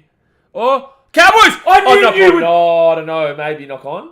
Is that not a knock on? Well, this could be an NI double. This could be an Let's go, NI double. Are they going He loves to it. score it? He likes it. The They're refs going to likes score it. it. But there was 2 Cowboys players Yeah. there. Whose arm touches it? Let's say this is a try here. Tessie knew he was having a shocker. He's having an absolute horrific game. And what did I say? Alpha still says F the rules. Sorry, mate. I did say Nanai's value would go up by the season. Forget the season, it's going up in this game. Come on, this game. They're onside. You Yeah, just want to does anyone else see touch it? Chad Townsend. I think it's a Oh, knock I on, think bro. he touches Townsend. I think Townsend. Get out the way, I don't Chad. understand why Townsend's celebrating this if he does touch it. I think he does, bro. This is what I'm saying. Why does Townsend celebrate out of this? there, But man. why does Townsend celebrate that? It's dog shit. Like, they're going to check this anyway. Like, why waste our time, Townsend? You know this is not a try. Communicate though. And that's Chad. offside too, isn't it? Oh, no, it wouldn't. Communicate. No, it Mine wouldn't or be. yours. That's simple. I think this is 2020 Broncos fans. Yeah, this is that bad, actually. This is a tough season to predict, man, when you really It is. think about it. It absolutely is. That's why I said at the beginning. Cowboys, horrible in round 1. Amazing for what they had in round 2. Yeah. And now, They're going. sorry, horrible. No, they won last round. Yeah, they beat 26-6 So- over the Raiders. They started poor, but now they're starting to rise. I had my round 1 and 2 mixed up. Try confirmed. So they like it. I can't The believe fans don't like it. You Hold can hear on a those second. boos. Here we go. You can't tell. The camera's... Okay, well, we'll be happy to be proven wrong, but I don't really understand how they didn't go to the bunker there. Because as he dives, Chad Townsend's blocking the ball, sort of. So. Maybe. I don't think they could have overturned it, so that's going to be the same decision as the last one, but the opposite. It was the same thing. 1 second. Oh. Where are all those Broncos bitches messaging me from last night, eh? Yeah, ha ha! You shut your filthy mouths. Sachin Keller read that comment. Oh yeah, that's right, bro. Not Brody. Jimmy Bill said Broncos have had the softest draw to start the year he's ever seen. NRL helping their cash cow. I told you, man.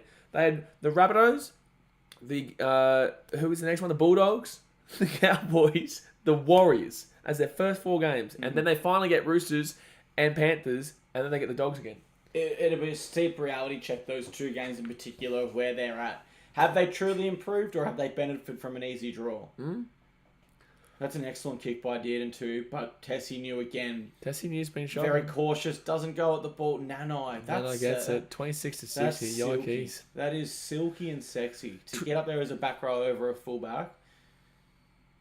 Unreal. 20 minutes to go here, guys. Going to hit that thumbs up button. Subscribe if you're new around here. Don't forget to go and check out Clarkie's Rugby League column as well on Facebook, Instagram, TikTok, and the likes. Obviously, he's smacking out the stuff that I don't do. He does all the knowledgeable stuff, and I just do the talking shit stuff, and having a bit of fun. So, go and follow him if you haven't already. Faraz is here. Faraz has turned up, the big fella, the Broncos man. Oh, here we go. Faraz saying, had the bunker not checked that, but how are we, Clarkie and Blaze?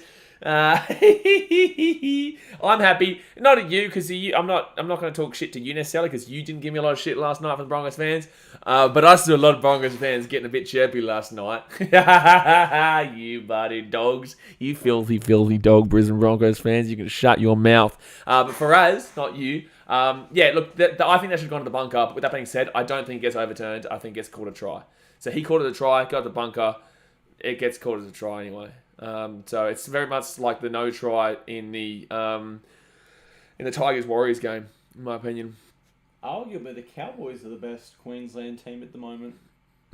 After the last 2 games. Bro, the last 2 times we've played them, we've beaten by 44 points. Hey! Drop out for the Cowboys. That's a good tackle. Look at the enthusiasm. Yeah. There's like 10 in there celebrating. They want this more than the Broncos right now, and that's what it's coming down to. Absolutely. Cobbo just met by a wall of Cowboys. 1, 2, 3, 4. This is incredible. And then you can see him running in to celebrate. Look at this. It's a Cowboys stampede.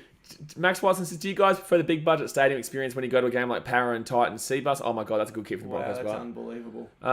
When you go to a game like Para and Titans Seabus, or do you prefer a more local footy field experience like Panther Stadium? No, I prefer Seabus or CommBank. I've been to a lot of stadiums, and Shark Park and whatnot. I want that for the finals. I think the atmosphere there is still great, but no, I'm taking CommBank or Seabus over the top of anything else. A Suncorp I would take, definitely. But it has to be full. If it's empty, then I'm taking a small... Oh, that's how it went all the way back. So it actually would have been Broncos ball again. Yeah.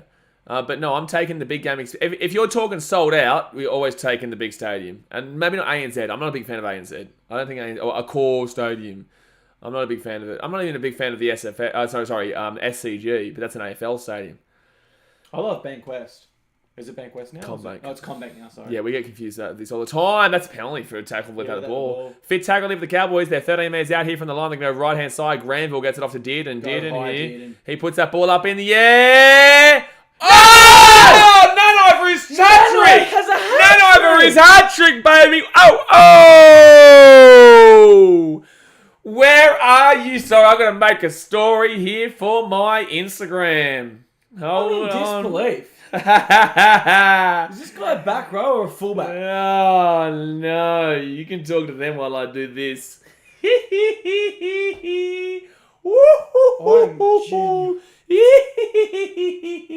Where are you at on my Instagram, eh? I cops a lot of shit from you Broncos fans, eh? Get real chirpy. Get real chirpy. You are currently down 30-6 at your own home stadium to your biggest rivals who were predicted to get the wooden spoon. You muppets. You muppets. Talking shit to me. I wouldn't even be doing this shit talk if you guys had to just mind your own business and realise you had to be thinking, I told you last night, why don't you just think about your own game, not about our game. You didn't do much thinking about your own game, and now... There you go. If you guys aren't following me on BKRsport Instagram, that's what you get all the time. This is just crazy. But just know I copped it yesterday. I copped it yesterday. Is having the game of a lifetime, and Tom Dearden's kick is excellent again. We should note that. Yeah, Dearden's been good. It's in a perfect spot. But Nanai has a serious future in the AFL at this stage. Yeah, that was really good. 3 tries for a hat-trick for a back rower. He's doing really for FIFA. 2 jumping outside backs. Whenever the ball comes off Tom Dearden's boot, there's a magnet to his hands. From? Is he Samoan, Tolman? Samoan, yeah. Yeah. Nanai. I think that's a Samoan name. Yeah. I definitely know he's not from Fiji. He's definitely... I would say maybe Samoan, maybe even Cook Island. Maybe. I'm not sure. I believe Can someone in the chat please let us know? He gets a kick. Oh, 32-6. Because he could still represent Samoa, but he's going to play for the Maroons and maybe even Australia one day. Yeah. Jeez. How good is he? Declan Smith's come on to Cowboys. Aaron says, when's the new Sydney Stadium going to be built? I believe it's ready to go by the end of this year. I'm pretty certain the SFS is ready to go by later on this year. Fraser Lum says, other than that try, everything has been all Cowboys. They've been the better team. We've been dog shit. That's a great comment there from Fraser. He doesn't. Sometimes he can blame the referees, but then again, sometimes everyone can, man. Well, you can all blame the referees at points. Star Wars fanboy says, where are the Broncos fans saying top 4? Thank you, Lucas Samo. He's Samoan. Yeah. And Cowboys get a kick, short kick. And is that no? It's not there's 15 minutes to go here. They could drop a 50 bomb. We haven't seen a 50 bomb so far this season. We have not seen a 50 bomb so far this season. He's looking for the penalty. The members pay $5 a month to be able to use the 50 bomb GIF. They pay $5 a month to use the fitted bomb GIF, and they're not being able to use the fitted bomb GIF. Let the men have their want. Let the men have what they need, and that is the 50 bomb GIF. Don't drop it. You'll get timed out if you drop it without the 50 bomb coming up. So, well, I'm thinking Nano's overtaken Holmes for MVP now. Absolutely, yeah. How's his meters looking? Do you know? It was quite low, actually. I think it was only 78 when they brought it up. Oh. Because those 2 tries have been offload. Left-hand side, Dearden! Oh, good tackle. I'm give it to early ball to Holmes there, though. It was a 2-on-2, though. Probably gets tackled regardless. But Billy Walters gets lucked up there. Right-hand side here. I just can't wait to hear these Broncos fans' excuses here today. They give this one to Tommy Dearden, right? His kicks are unreal right now. Give it to Tommy Dearden. Left-hand side, Dearden puts that ball up. He puts that ball up. Valentine Holmes! Oh, he nearly caught it. Had it. No, that's not Valentine Holmes. Who is that? Oh, that's Taulagi. Taulagi. Yeah. Now, you watch this defense. He's trying to play for a penalty. Yeah. Watch this defense. Cobbo, get back in. Get back in. He's back in. That's the second time. We want a fitted bomb. Fitted bomb. We want a fitty bomb. Ba-da-ba-da-ba-da-ba-da-ba-ba. We want a fitty bomb. Fitty bomb. We want a fitty bomb. He was. He's literally standing there flat-footed and Stags runs the decoy. I'm actually impressed by the Cows here. Even though the Broncos have been that bad, I'm actually impressed. But they also have taken a weak opposition, so we have to remind ourselves of that. Yeah. But you gotta remind. Well, they were impressive last week against the Raiders. Oh, that's not gonna go 10. That's not gonna go 10. That's not gonna go 10. Oh, foul! We had to do it. Oh, play on. They're still gonna. Nanai gets the ball. He saves the day. Oh my God. Dude, he needs to get man of the match for sure. Titans should sign you an Aiken. I don't disagree with that, to be honest with you. It's good depth, but in the same sense, what's he going to do? Play centre? Yeah, the only position I could see him playing is Kevin Proctor's 17 spot on the bench, and I like Sammy I want Sammy McIntyre, yeah. Oh, Granville, left-hand side. They're 15 metres out here. Chad Townsend underneath here. Caught a high tackle, in my opinion. Straight to Dearden here. Third tackle, 5 metres out. Go on, roll. Dearden early right ball. inside Granville! Granville, man. Oh, 1 minute short here. 12 minutes and 30 seconds to go here. 12 minutes, 30 seconds to go. Cowboys up 32-6. They go left-hand side here. Dearden underneath! Oh my God, I thought that was Nanai for a second. He's still going! Hold on, Luke is still going here. He wasn't tackled. Fifth tackle, 2 minutes short. Hey, held. That's held. Hey, that's held. That's held. Hey! That's held. That had to be a 6 again. 6 to go, That should have been a 6 to go there for the Cows. Right inside here for the Cows. Dearden gets it up to Townsend. Underneath. They're going to score. Oh, wow. He threw it up.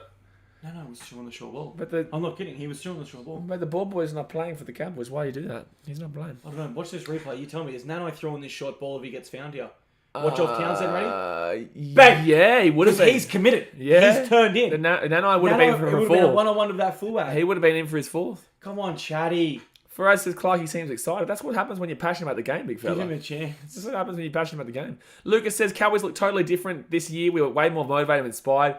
But relax. Round 3, Broncos penalty. Relax. It's round 3. They've played, 3 teams in the Dogs, the Raiders, and the Broncos. Relax. But with that being said, they have looked good in 2 of those 3 games. But all 3 of those teams they've played are kind of been predicted for bottom. Well, all have been predicted for bottom 8. One of them, Bulldogs, still predicted for bottom 4 from me. The Broncos are predicted for 10. And the Reyes are predicted for bottom 4 as well. So let's relax. Temper down the emotions. However, impressive game here and impressive game last week. But they play next week. Let's go have a look at who they play next week before we start, getting a little bit of a circle jerk going around. And round 4, the Cowboys play the Roosters. So best of luck, ladies and gentlemen. Yeah, that's a test. Especially after losing to the Rabbitohs. They're not going to be happy. They'll be fired up. Be fired up. But if they get a good result there, then maybe I'll start saying that I was wrong. Alex says scores would be flipped if Milford was playing. It's always Milford's fault. I told you it's always Milford's fault. So don't go for any of these teams. I don't care about the rules. He's the guy who changed his score prediction 24 times. I'm not listening to him, mate. Remember, it was going to be 24-8 to the Broncos, and then it was 24-10 or 14 to the Broncos, and then it was like 24-8 to the Cowboys. You guys changed your score line more than bloody the Raiders scored last night. I'd like to change my tip, guys. I think 40-6 Cowboys all win. Adam Reynolds. That's a good kick. Oh, that's a good kick. That's going to be a penalty here to the Bronx.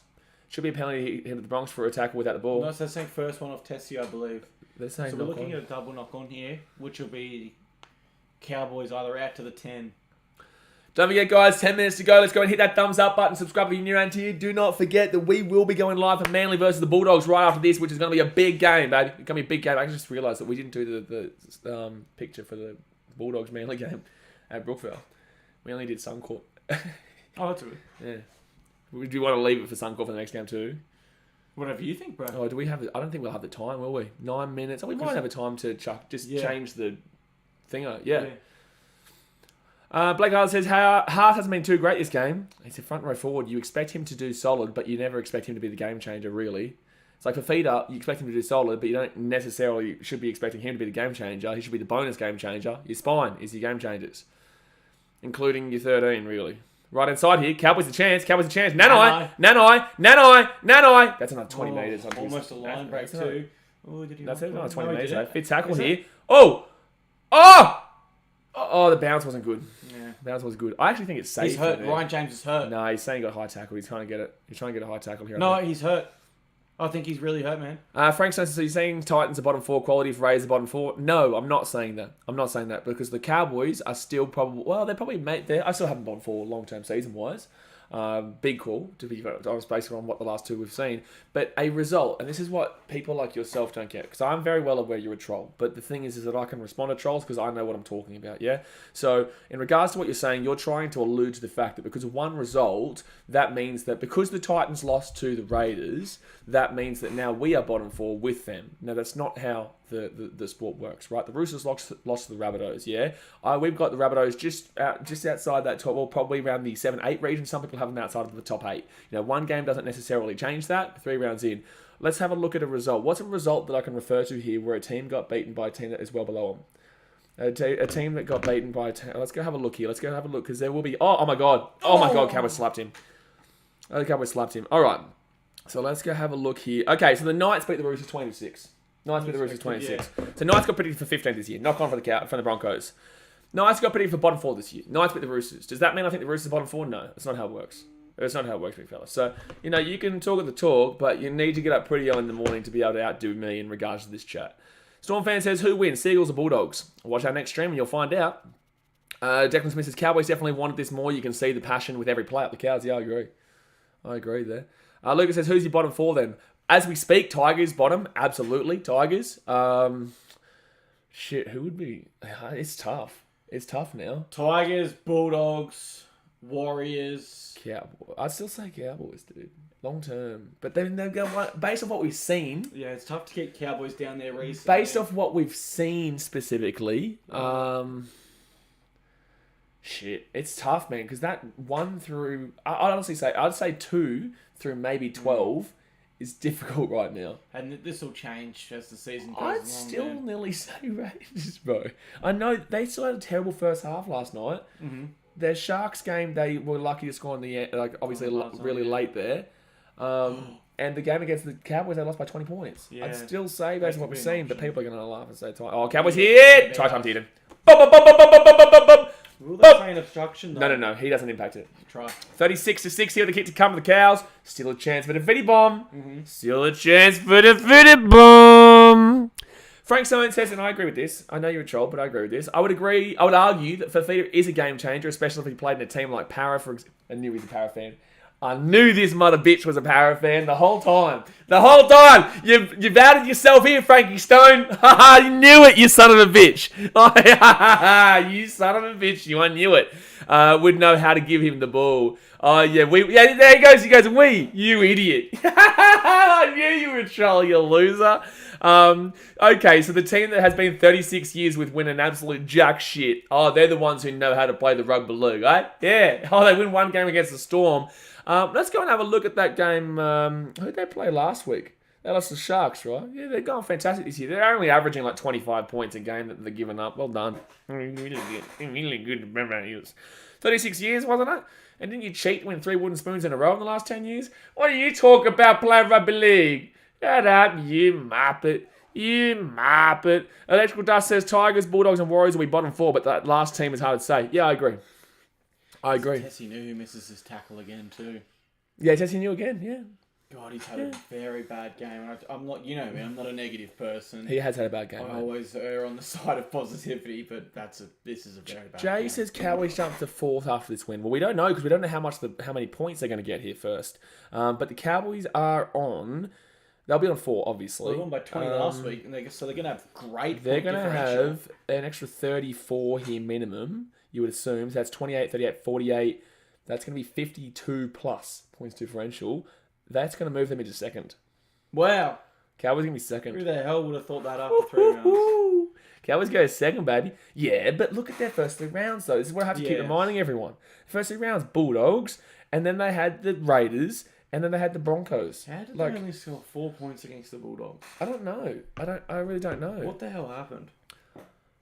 Frank Stone says, yeah, but I would argue that Eels have had more success than the Titans since Titans came into the comp. Oh, yeah. Oh, since the Titans have come into the comp, you screwed yourself there, brother. So we came into the comp in 2007. We've won 2 spoons since then. You've won 3. We didn't cheat for ours. You cheated the salary cap, won it 3 times in a row, big fella. You've also done absolutely nothing there. So you're telling me in the last 14 years, you're prouder of what Parramatta's done. We've made a prelim. Have they made a prelim in the last? They made the grand final in 2009. The other thing to consider is when Parramatta first entered the NRL, they won the Wooden Spoon a record number of times. Well, they've won the Wooden Spoon one less time than we've been a team in the comp. Yeah. They've won 14 times. This is our 15th year. It's much harder to start a team from scratch than it is to be established since 1947. So they naturally had a massive head start on us. And this is coming from a place of honesty because I went for the Eels before the Titans came in the comp. And that was a shorter teams too. It was not as many teams as well. Yeah, and this is coming from a place of honesty. My whole family goes for the Eels, so naturally I went for them as well. But being a Gold Coast boy, obviously I switched over. But apparently this is the highest score that Cowboys have ever got at Suncorp. Well, that's an interesting stat as well. Oh, Peter Hickey. That must be coming from the 9 broadcast, those stats, because we haven't heard that. I'm not sure someone's there. On Fox. Frank Stone's Reyes are a good team though. Yeah, they lost 26-6 to the Cowboys last week and were down 22-0 at the first half last night. But just because they come back, that makes them a good team now. Missed the 8 last year, and people predict for the bottom 4 this year, and probably will finish bottom 4 this year. Watch Cowboys come through. Easy catch there. Easy catch. That's alright. This guy thinks that the Rays are a threat to win it. Yeah, the Rays are a threat to win, big fella. Yeah. What I don't understand is Broncos. those same people have been saying how bad the Titans are. No, no. So if we're so bad and you beat us, how does that make you a threat all of a sudden? What you got to understand is this guy's a troll. I saw right through him the first time he commented. I called him out as a troll the first time he commented, and I can clearly see that he's trying desperately to get a reaction. But bro, what you don't understand is when you're an Eels fan, you make us look good because it's very easy to shit on your team. Like, it's very easy. Like, if you're a Storm fan, I can talk shit. If you're a Manly fan, it's incredibly difficult to actually think of negatives in regards to Manly. I've noticed this. They've never won a wooden spoon either. They've never won a wooden spoon. They're always pretty successful. I find it difficult to talk shit about Manly, to be honest with you. Oh, they're going to break through there. Second tackle. Jimmy Bills is Frank Stoned. Even the Eels fans are going against him now. Broncos now get this ball to the 33rd tackle now.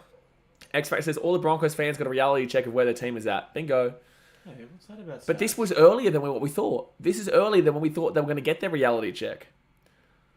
So Broncos here, they're going to be 25 metres out here from the line, 4 tackle. Look at Neem. Rookie, but he just knows I've got to get him on his back here, slow it down. Do you think the Broncos beat the Warriors next week based on what we've seen here? And what we saw against the Tigers? Yeah. Broncos! That's going to be a try. Yeah, it's going to try. So Herbie's got a double. Herbie Farnworth, yeah, he gets a try. So it's going to be 38-10 with the hit to come. He's in some great form, really. Farnworth's been one of the better players this year. Is he in your England World Cup? Yeah, I think he's been there. I think he's been one of the best Broncos players this year. Yeah, he's my centre. I think Ryan Sutton will be another NRL player we see come in. England will have a good team this year. Frank Stone says that's exactly what I'm saying. If Reyes lost to the Titans, then I'd be concerned. But you're trolling so shit, my guy.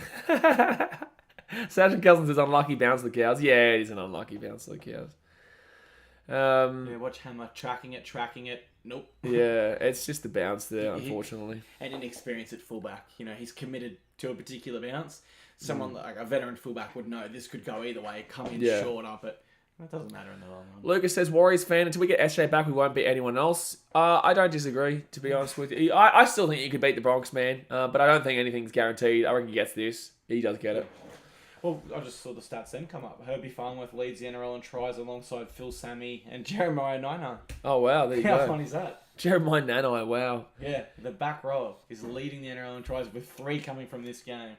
Jimmy Bill said, Frank goes for Rays and Eels, said we both for them teams. No, so what you got to understand with this chat, like this is not my first time on the rodeo. Frank Stone isn't actually a fan of probably anyone but probably the Broncos. But because his team is shit now, he wants to be like other teams. And also the fact of the matter is that he's probably just trolling. He's probably just a fake account. And that's why he's trying to get a reaction. But he ain't going to get a reaction because you don't choose the Eels. Why would you choose the Eels as the team to talk shit when they've won 3 wooden spoons and cheated for all 3 of them? And that was in a row in the last 10 years. Like, it's incredible. I'm not even gonna bother replying to Frank, bro. You're terrible. Exactly. It says Cowboys showing they have more potential than most thought initially looking at their roster. Yes, but look at the first 3 games they've played. Bulldogs, Raiders, and Broncos. Not big opposition. So yes and no. I will wait for them to play the Roosters next week. If they play well against the Roosters, I'm happy to prove myself wrong and say the Cowboys are much better than previously thought. But they have still played nobody. This is why streams like this and other people who do this kind of content is good for you guys to listen to, because otherwise you have, unfortunately, these ideas that this one game means that the Cowboys are now, a fatal. Payne us away here. This is boosting his. Big Payno. That's boosting his meters there, sure. which people will be annoyed about.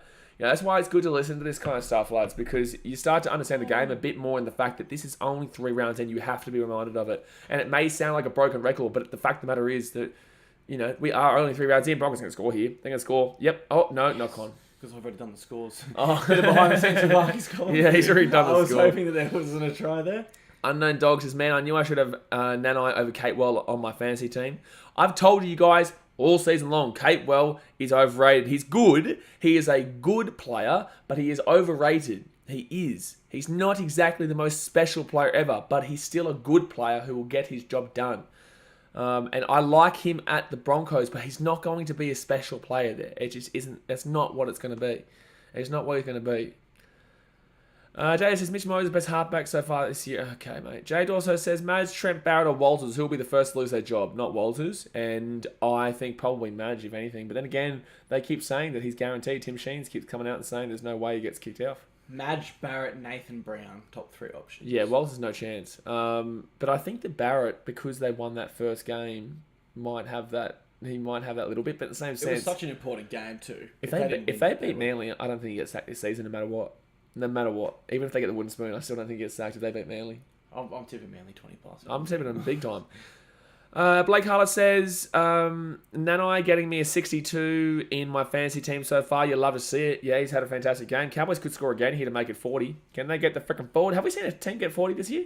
Not that I can remember, no. Can someone in the chat let us know? Did anyone hit 40 so far this year? Because there's all been low-scoring, close games. Now we're starting to see a few more blowouts. Kobe Hetherington, great tackle technique. Jados says both firm are better than Fafita for Origin. Okay, mate. Star Wars fanboy says, okay. Oh, it's going to be a try. Oh, no, it's not. They're going to get tackled down 3 minutes short. Oh, it's going to be a penalty here. What? Oh, no, it's not. It's going to be... No, sorry. I thought it was going to be a penalty. I know, Frank, I see your comment, but I'm not reading it out. JJ says, Nathan Cleary, the most overrated player in the comp. Okay, buddy. Blake Harris says, 38 is the highest with this game in Panthers versus Knights. Oh, yeah, okay, yeah. Well, that's going to be the highest because that's going to be the end of score here. It's going to be 38-12. Now, guys, we're going to jump off here pretty quickly because we're going to be jumping straight into that next game, which is that Bulldogs versus Manly one. So, obviously, big win here for the Cows.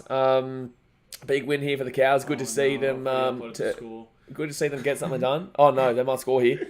Oh, Hamisa, no, he's going to throw this one. He's going to get that one. But, yeah, 3 likes from 70, guys. Smash that thumbs up button. Subscribe if you're new around here. We're going to see you in about 5 minutes' time for the next one, which is... What's the next game? Bulldogs Manly. Looking forward to that one. Obviously, go and follow Kalaki's Rubber League column on Facebook, Instagram, TikTok, the likes. And we will see you guys... next time. Hey, guys, thanks for watching. Catch you later. See ya.